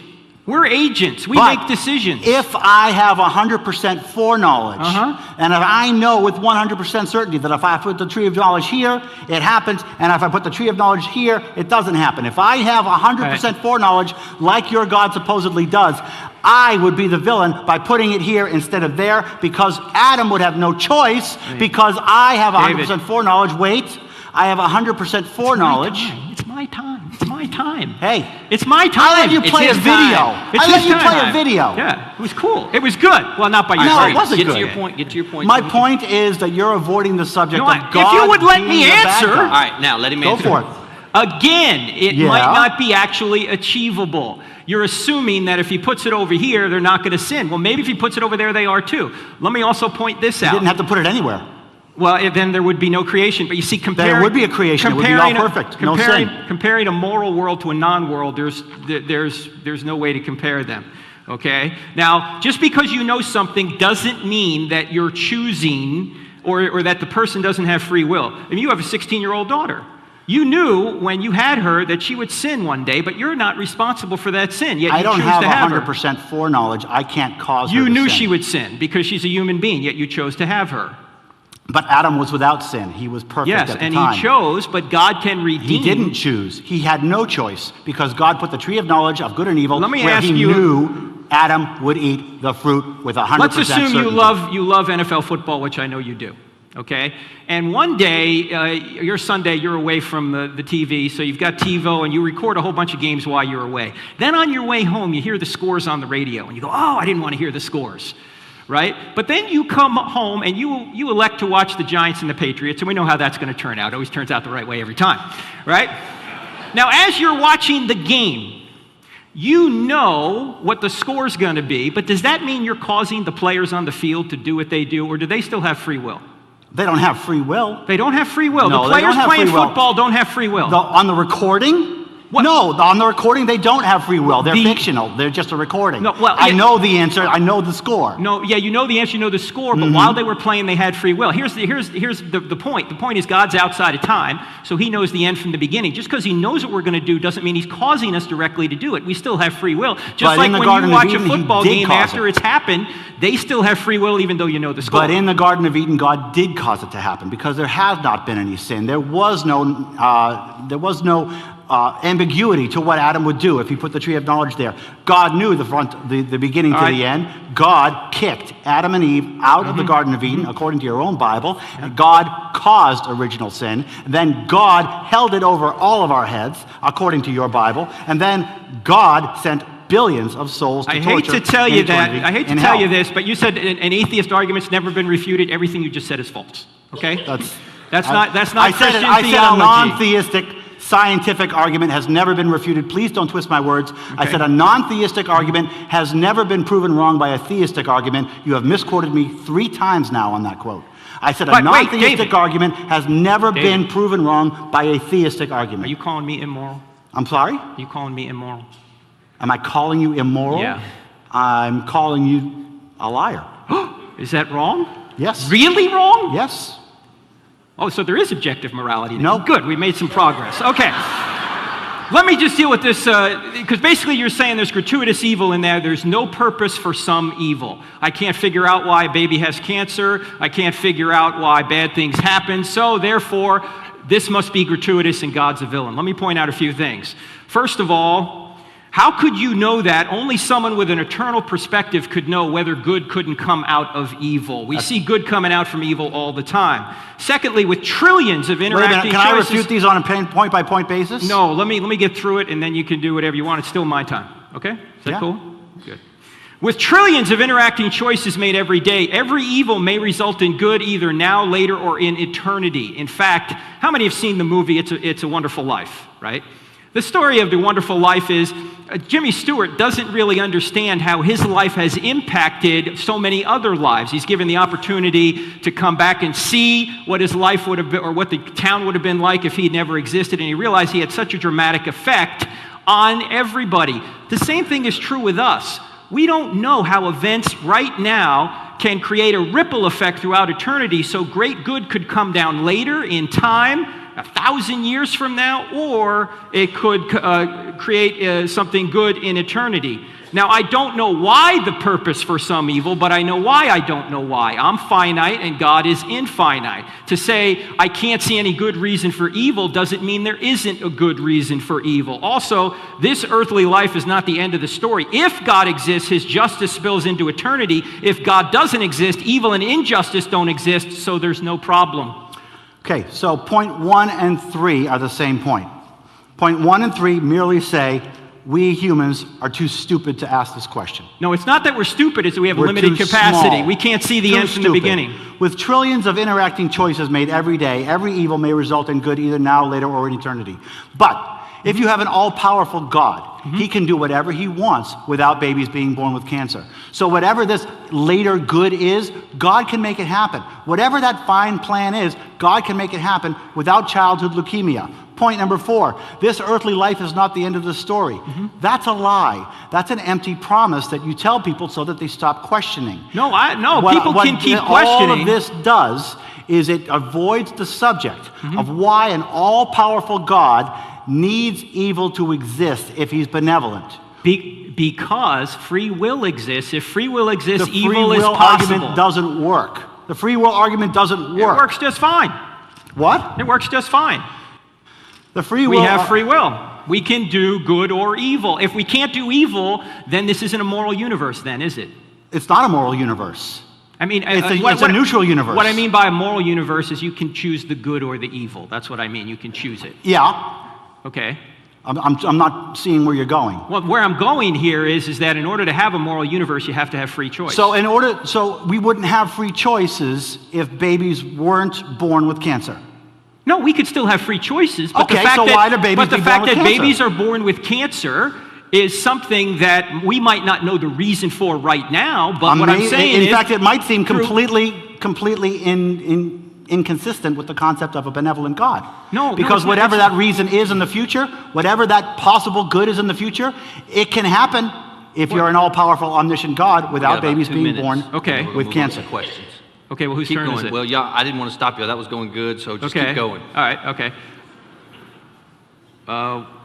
where Baby, we're You got to going with stop cancer. interrupting us, man. Yeah. Babies born with cancer. Babies born with cancer. Yeah. Keep going. Yeah. Okay, babies born with cancer. We've been through this already. We might not know a reason why it happens, but we know why we don't know why. Well, we do know why there's evil. We do know why there's disease and all that. In fact, let me ask you a question.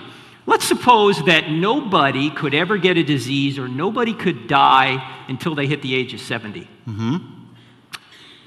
How would we live?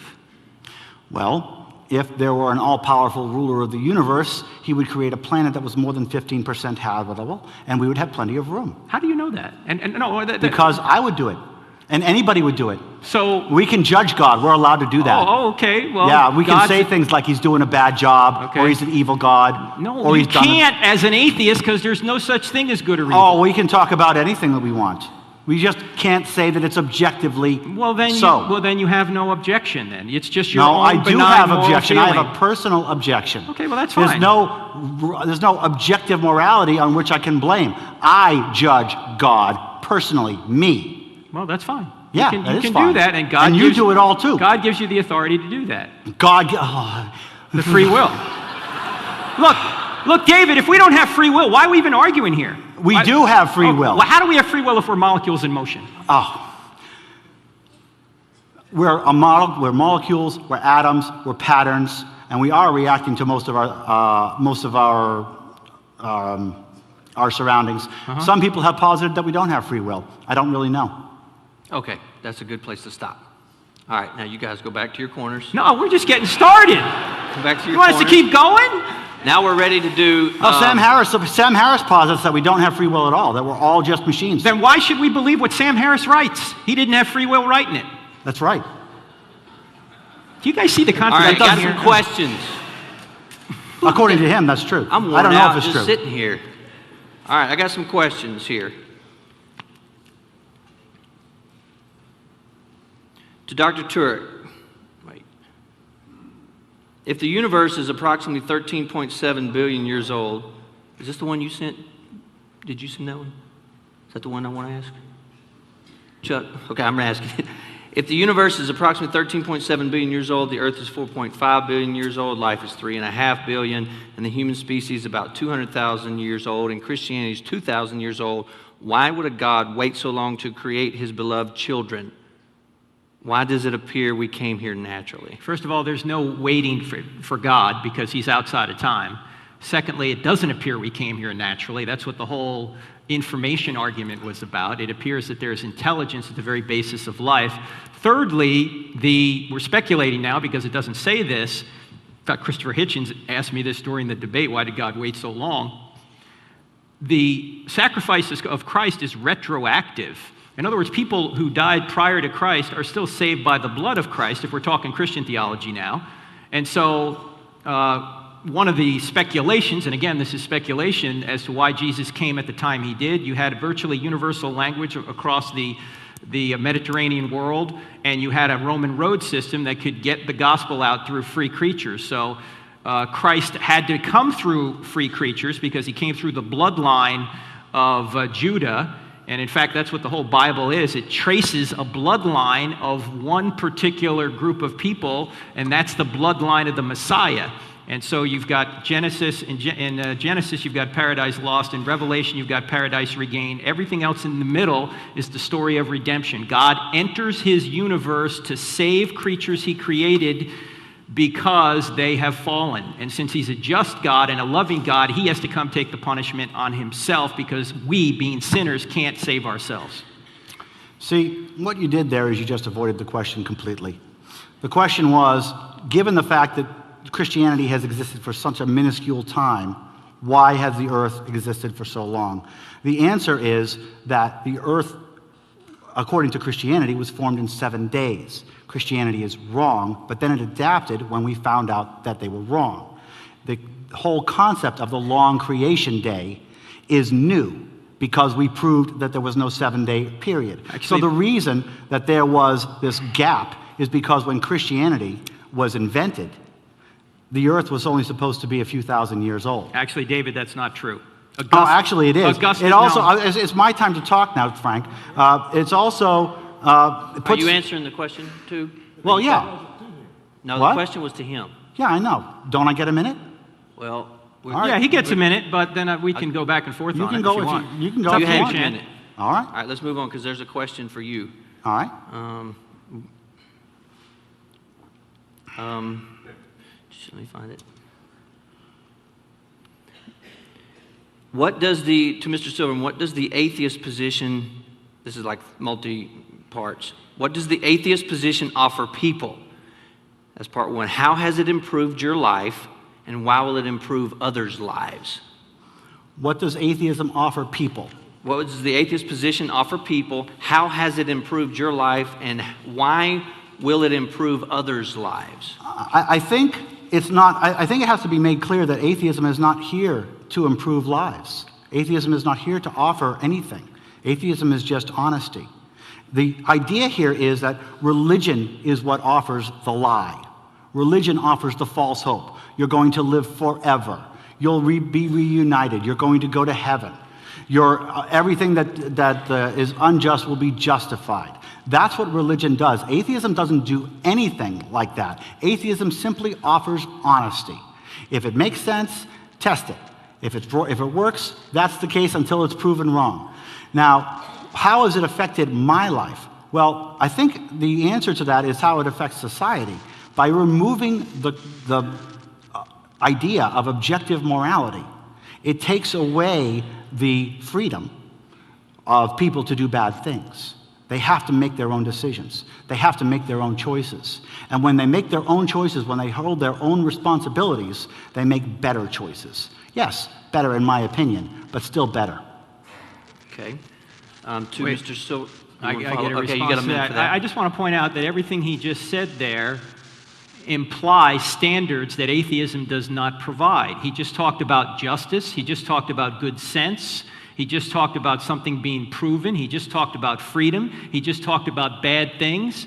Those things don't exist in an atheistic universe. Yes, If they we're do. molecules It's in all a motion- matter of my opinion. It's Well, all a David, matter of all of our it's his opinions. David, we cannot argue opinions because then there's no truth we're both trying to get at. The very fact that you're here for a debate is an admission that there's a truth out there that I'm saying I'm closer to and you're saying you're closer to. If truth just exists in your head, then we can't debate anything. It's just everything's your opinion. So by definition, I automatically lose the debate because I don't believe in moral objectivism? You don't believe in anything objective. That's right. Well, then what are we here debating? The relativism. That's right. But there's no debate if relativism's true. Everything's a matter of opinion. So nobody can win a debate. It's Nobody a matter can of lose a opinion. debate. We're trying to convince these people who's right and who's wrong. Nobody can be right or wrong if there's no objective reality. See, that's the problem. There is objective reality. There's no objective morality. Okay, we need to move on. Frank, Are you sure about that? are any of your assertions of evidence falsifiable? Oh, sure, yeah. Let's take information for a second. I mentioned Take Out the Garbage Mom, which is 1,000 volumes of an encyclopedia long in the small, an amoeba. If we could find natural forces that could create specified complexity, that's information, then the idea that it requires intelligence to create that information is falsified. And we can continue to look for this kind of natural laws or these kinds of natural laws that can create messages like Take Out the Garbage Mom or John Loves Mary. We can continue to do that. And if we ever find those natural laws, then we can say, well, intelligence wasn't required at all. So it is falsifiable. The problem is we've been looking, we continue to look, and in all our prior experience, natural laws do the same thing over and over again. They don't create specified complex messages like DNA. Actually, we've proven very well that DNA is proven by completely natural processes. It's a chemical reaction. It's been duplicated and replicated. So you have been proven wrong, and people can do this all the time now. This is another untruth, Frank. David, this is another untruth. There is no physical, we have chemical, a or complete biological false reason why the letters are in the order they're in. Your DNA is different than mine. Yes. How did natural forces come up with different DNA? Inheritance. That's how it works. The initial DNA, where did it come from? Piece by piece by piece. Look, this is not something you want to argue biology, that's fine, but I'm telling you that you can look it up. I mean, look it up where? You give me a reference that where we've explained the naturalistic origin of DNA, and I will admit to everyone that that you are right. You find me a reference. Richard Dawkins, River Out of Eden. He's explained DNA. Richard Dawkins, River Out of Eden. You get me the reference. Richard Dawkins is saying that aliens brought life here because he knew. He did not that, say yes, that. Yes, he did. See the movie Expelled. You're telling another falsehood, and I'm really getting tired of it. See the movie Expelled. You know, it's against your commandments to lie. It's on video, David. It's a sin. It's an objective sin. By the way, we're moving on. It's on video. To Silverman. Why would we seek the relief of suffering without objective morality grounded in a God of justice? Because we are a social animal. We have evolved a morality that includes empathy. We want others to feel good. That's part of the social structure that we have, and it's not unique to humanity. Other animals, especially other primates, have a morality, have empathy. The reason we want to solve problems, the reason we want to help people is because it helps us in society. Actually, it's an evolved structure. Yeah, sometimes it helps, but you're presupposing now a goal to society, and you say there are no goals, right? No. Secondly, what you're doing there is you're smuggling in a moral law to say something is good. We want to help society. Thirdly, in many cases, when you don't cooperate, you can get what you want. You don't have to cooperate to get what you want. Ask Stalin, ask Hitler. You can get what you want by not cooperating, by killing all of your enemies. You don't have to cooperate. I didn't say cooperation. The question was about empathy.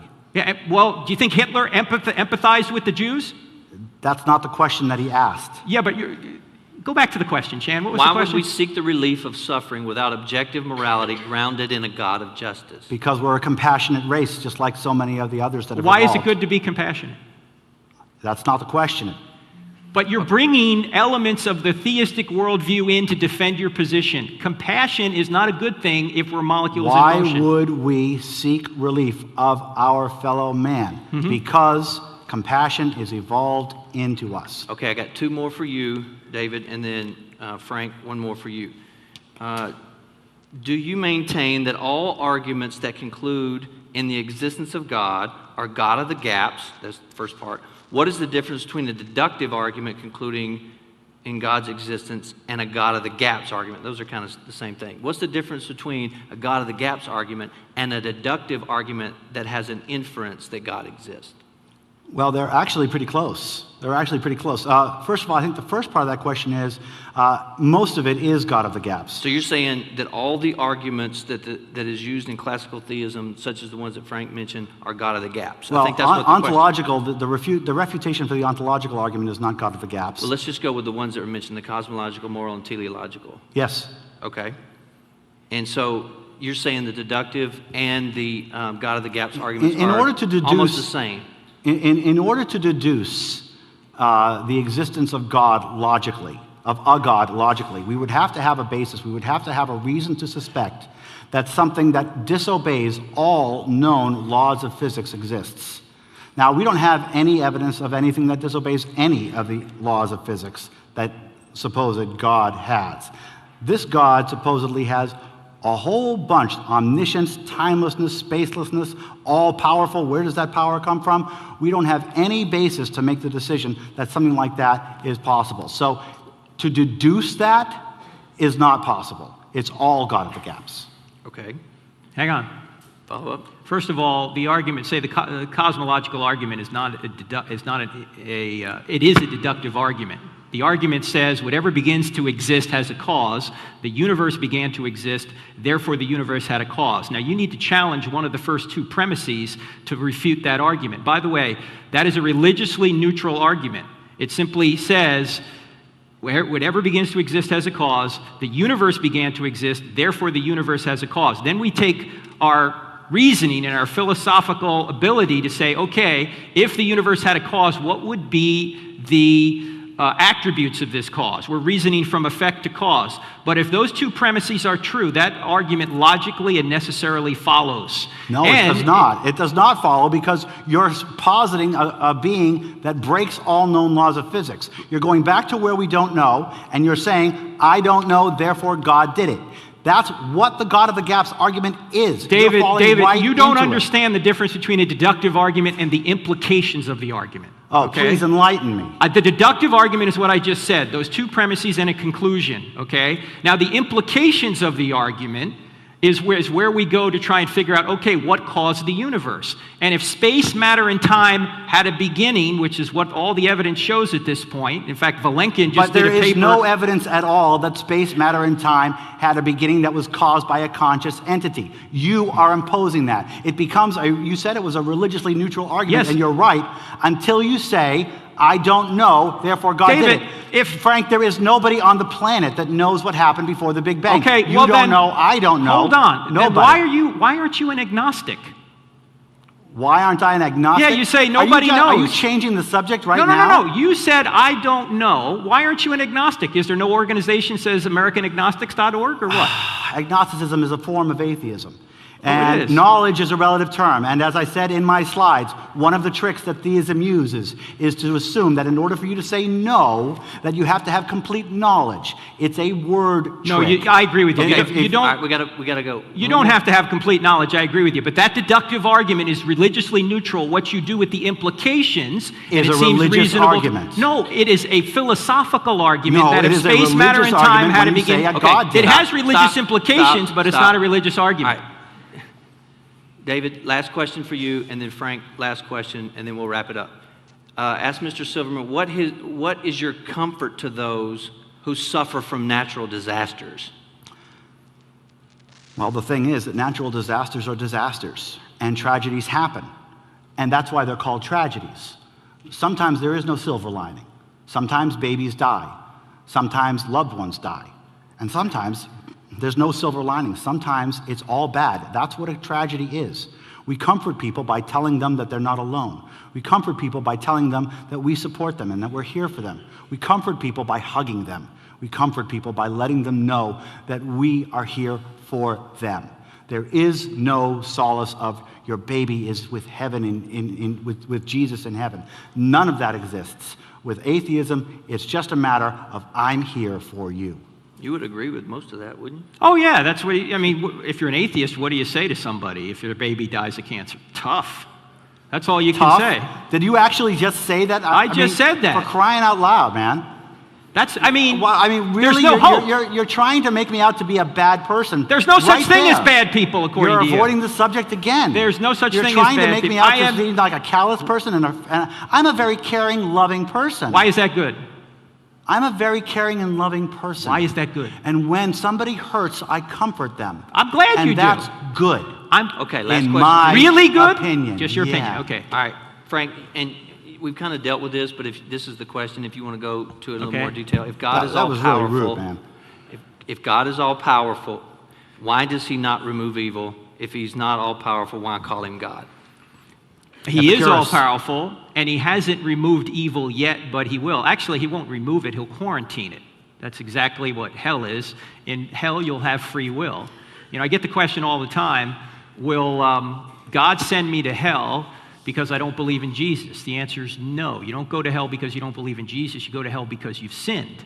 It would be like saying you died because you didn't go to the doctor. No, you didn't die because you didn't go to the doctor. You died because you had a disease. Now, if you had gone to the doctor, perhaps you could have prevented death. Just like if you go to the great physician, you can prevent eternal death. And so the point here is that people go to hell because they've chosen to sin and they haven't chosen the pardon. But God will not force you into heaven against your will. If you don't want God now, you will not want him in eternity. So people who go to hell, which is separation from God, go there justly. There's only, if God exists, and if there's an afterlife, there's only two possible places. You're either going to be with God or without God in the afterlife. In fact, I had, let me just give me 2 minutes here, because this happened in a debate I had with Eddie Tabash, who, by the way, is a good guy objectively. I'll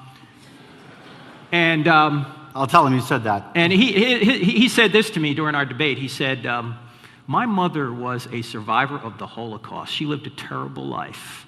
And she was offered the gospel and she rejected it. Is she in hell right now?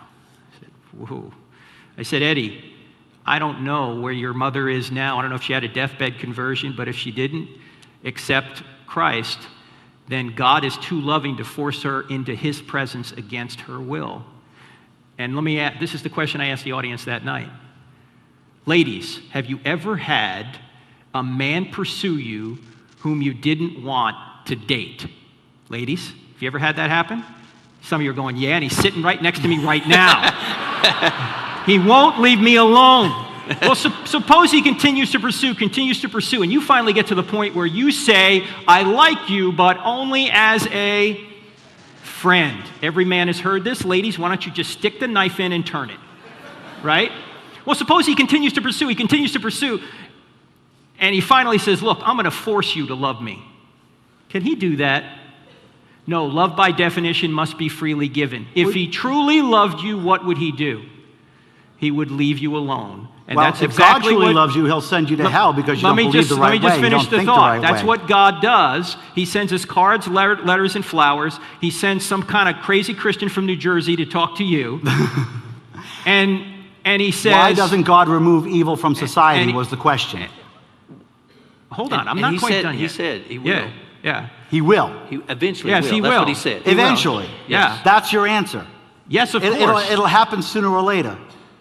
Why is he waiting? Because he's redeeming people as we go. Why does he need to do that? Because there are people out there that need to be redeemed, including you. See, there's a whole bunch of, he already knows who's going to be redeemed. Please stop clapping.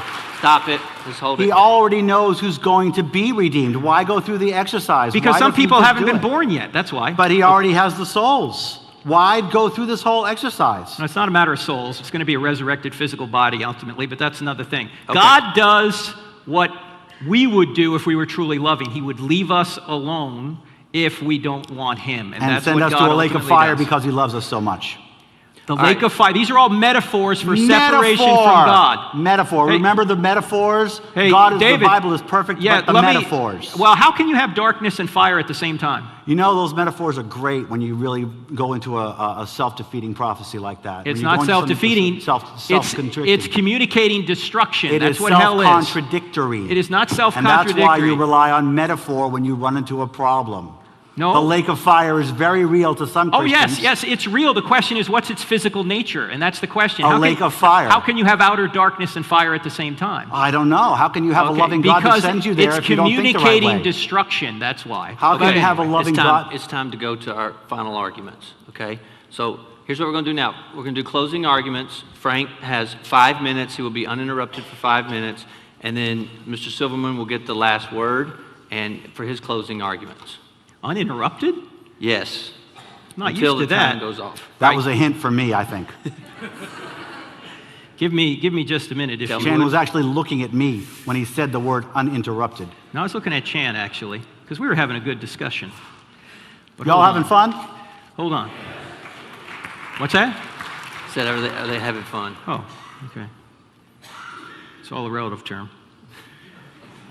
That's right. Stand by. You're learning. Very good. You're listening. Yes, I am. I'm listening. I'm still waiting for a good answer to the problem of evil, other than he'll do it eventually. But well, as an atheist, you ought not worry about it because there is no evil. No objective evil, no. No. So I don't know what your objection is then. Anyway, stand by. I'm getting there. I apologize. I got too many slides. You got too many slides, man. Way too many slides. Look, I do this on college campuses all the time, so that's why I have so many slides.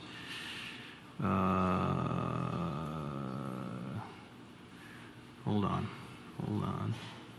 I know it's here. There it is. All right.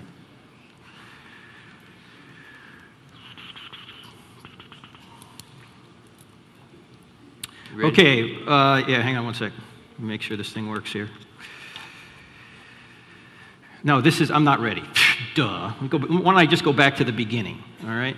Let me give you the whole presentation again. Hey, here it is. You guys ready? All right. Here it is. I've given evidence that reality is better explained by theism. We've got the cosmos, we have reason, we have information, we have morality, we have evil, we have science. David must refute my arguments and give a case for atheism. He just can't complain about what God does or doesn't do. David has to explain how reality is the way it is in the absence of God. David has given no arguments on how all of reality can be explained by atheism. He has only given complaints about the way the world works. Now, we mentioned that these are the 6 arguments I've been using. Let's take this from an atheistic perspective now. Atheists must believe by faith that the cosmos came into existence and the law of causality was violated, that no one created and fine-tuned the universe out of nothing. That takes more faith to believe than just someone did. With regard to reason, they have to believe by faith that brain matter from an unguided process somehow guides us to truth. How does that happen? Darwin was right about his doubt. If we just have the brain of a monkey mind, why should we believe anything we think? With regard to information, David has to say that the genetic code, thousands of books long, appeared without a coder, just instantaneously. And by the way, Richard Dawkins hasn't figured out how the code could come into existence naturally. If he has, he'd won a Nobel Prize already. With regard to morality, he has to believe there is no objective morality, which he said over and over again, which means human rights don't exist, which means atheists don't have rights, so I don't know what your organization is about. With regard to evil, he has to believe that objective evil doesn't exist, that rape and murder and child abuse are just a matter of opinion. Yet he's come up with many moral objections as the course of the evening has gone through. Also, he has to believe that science works even though everything immaterial that makes it work doesn't really exist. All the things we talked about, free will, reason, the laws of logic, the orderly laws of nature, all of these things, morality. How does science work without being ethical, without being moral? It doesn't work because we'll get bad results if we fudge the data. Now, none of these things can be explained by atheism. None of them. In fact, all of these aspects of reality have an immaterial source or foundation. Therefore, when atheists cite any of them to support atheism, they are stealing from God in order to argue against him. And that's all he's done tonight. He keeps using the language of theism to complain about God, but he doesn't provide any evidence for atheism, how this universe could be the way it is. In fact, let me be a little bit more explicit. Consistent atheists must believe that no one created something out of nothing, that the Big Bang was fine-tuned without a fine-tuner, that natural laws arose without a lawgiver, that the laws of logic and mathematics are not objective. This is self-defeating, because as soon as you try and use logic to refute something, you're using logic. If you try and deny logic, if you try and say logic's made of material, you're using logic. If you say it's not objective, what are you using to say it's not objective? Objective moral values don't exist. He's already said that. A genetic code of thousands of books long just popped into existence without a coder. That mind arose from mere matter. That consciousness and free will are illusions. And that science works even though everything that undergirds it doesn't exist. You have to have a lot of faith to be an atheist. You have to reject what is right in front of our eyes, that these things have immaterial realities that don't exist in an atheistic universe. So David can complain all he wants about religion and about the Bible and about all things he doesn't like, which he's already admitted it's just his opinion. There's not a real objective truth out there. But that doesn't give a case for atheism. In fact, it's easy to smell a rotten egg. It's hard to lay a better one. And he has not laid a better one here tonight. He hasn't provided any evidence for atheism. He's only speculated about how maybe something could be explained without reference to God, but he hasn't come up with any of it. And by the way, these arguments are not God of the gaps arguments. These arguments are all based on what we do know, not what we don't know. How 30 seconds. 30 seconds. All right, so as I mentioned earlier, I also want to point out that we're just scratching the surface here. If you really want to go deeper, get my book, get other books, get Mere Christianity by C.S. Lewis, get The Case for the Creator by Lee Strobel, get Reasonable Faith by William Lane Craig and On Guard by William Lane Craig. Get books that David writes and read both sides and try and figure out for yourself. But as soon as you do that, what are you admitting? You're admitting there's a truth out there and we have the ability to reason and figure out what that truth is. If that's the case, atheism isn't true. Theism is the best explanation for reality. Thank you very much for listening.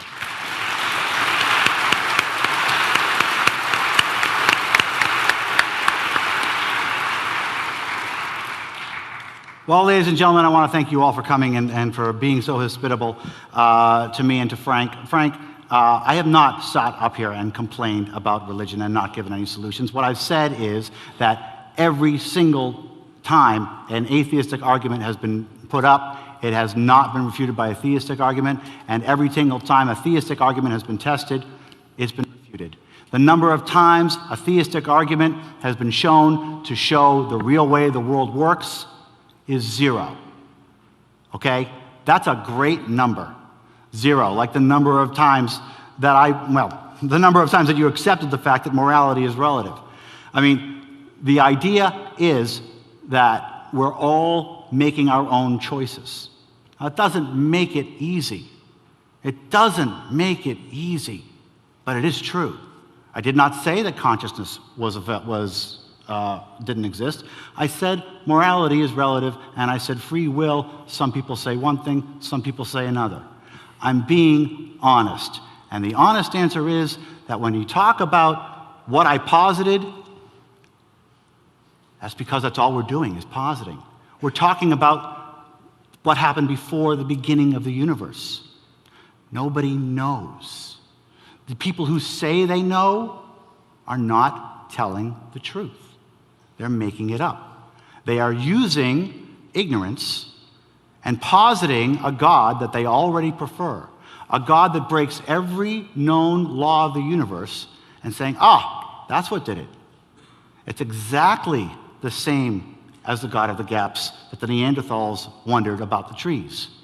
It's exactly the same as every other God of the gaps argument.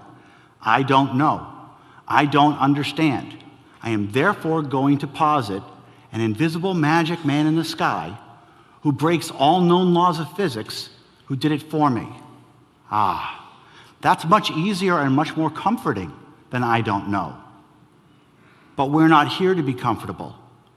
We're not here to say, I want this. This is good because God says it. That's comfortable.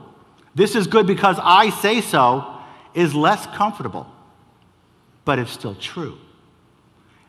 If you look at all of the different versions of Christianity, all of the different versions of religion out there, and you compare our morality to what is supposed to be the source of that morality, the Bible, you will find that there is no morality in the Bible, or at least not the morality that we're looking for.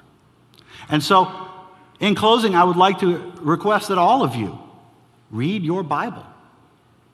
So before you read C.S. Lewis, before you read Richard Dawkins, read it. You all own one, and statistically speaking, 99% of you have never sat down and read it, cover to cover, not with coaching, not with study guides.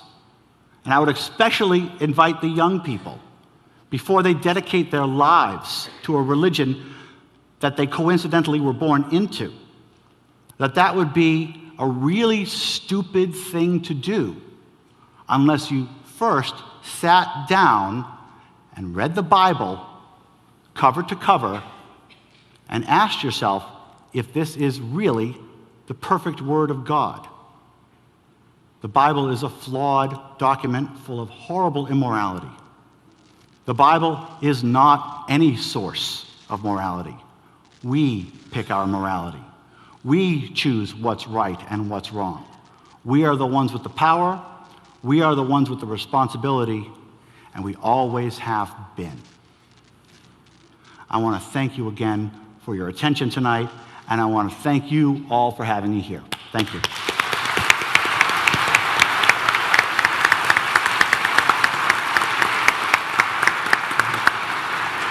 That was fun. Hey, let me mention one thing. You got to give David another round of applause, because when we were coming over here, he was not feeling well, and he's not feeling well right now. You might not have known that, but he's actually even sharper than he was tonight. So you need to give him a round of applause, because I thought he did very well. I think I was pretty sharp. You were sharp, but you were. That's what I said. But you could even be better. Thank you, gentlemen. Thanks, brother.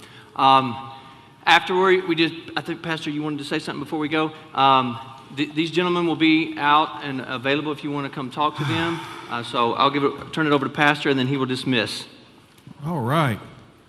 Like a friend of mine says, I'm tired like I've been ironing all day. I've never ironed all day, but it seems like I'd be really tired if I had been. Thank you guys so much for being here. I thank you for coming into the Lion's Den. Appreciate that. You know, somebody said, I can't believe you're having an atheist in the church. Brother, you're welcome here anytime, okay? You're welcome here anytime. And we encourage any of you who are not, this may be the first time in this building, we're here all the time. And we'd love to interact with you, to talk with you. There's some questions that you haven't had answered, or some things that you would like to ask. My email address is chuck@broadmoor.tv. No questions are too tough. Send them to me, all right? We'll talk to you about it. We'll dialogue one-on-one, because there's no way we can answer all the questions you have about reality and about the Lord in this short time we have. We did this to help generate in you a desire to be able to be better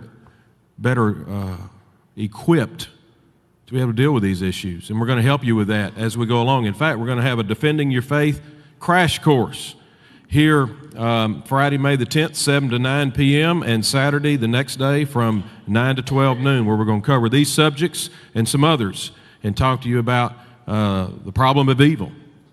Because that's a hard one. It really is. That's a tough one. But I've wrestled with it long and hard, and Chan's wrestled with it long and hard, and we're ready to talk to you about that. And some of these other issues that have been brought up. So you can either investigate the faith, come as a means of investigating the faith, or comes as a means to be able better to defend your faith.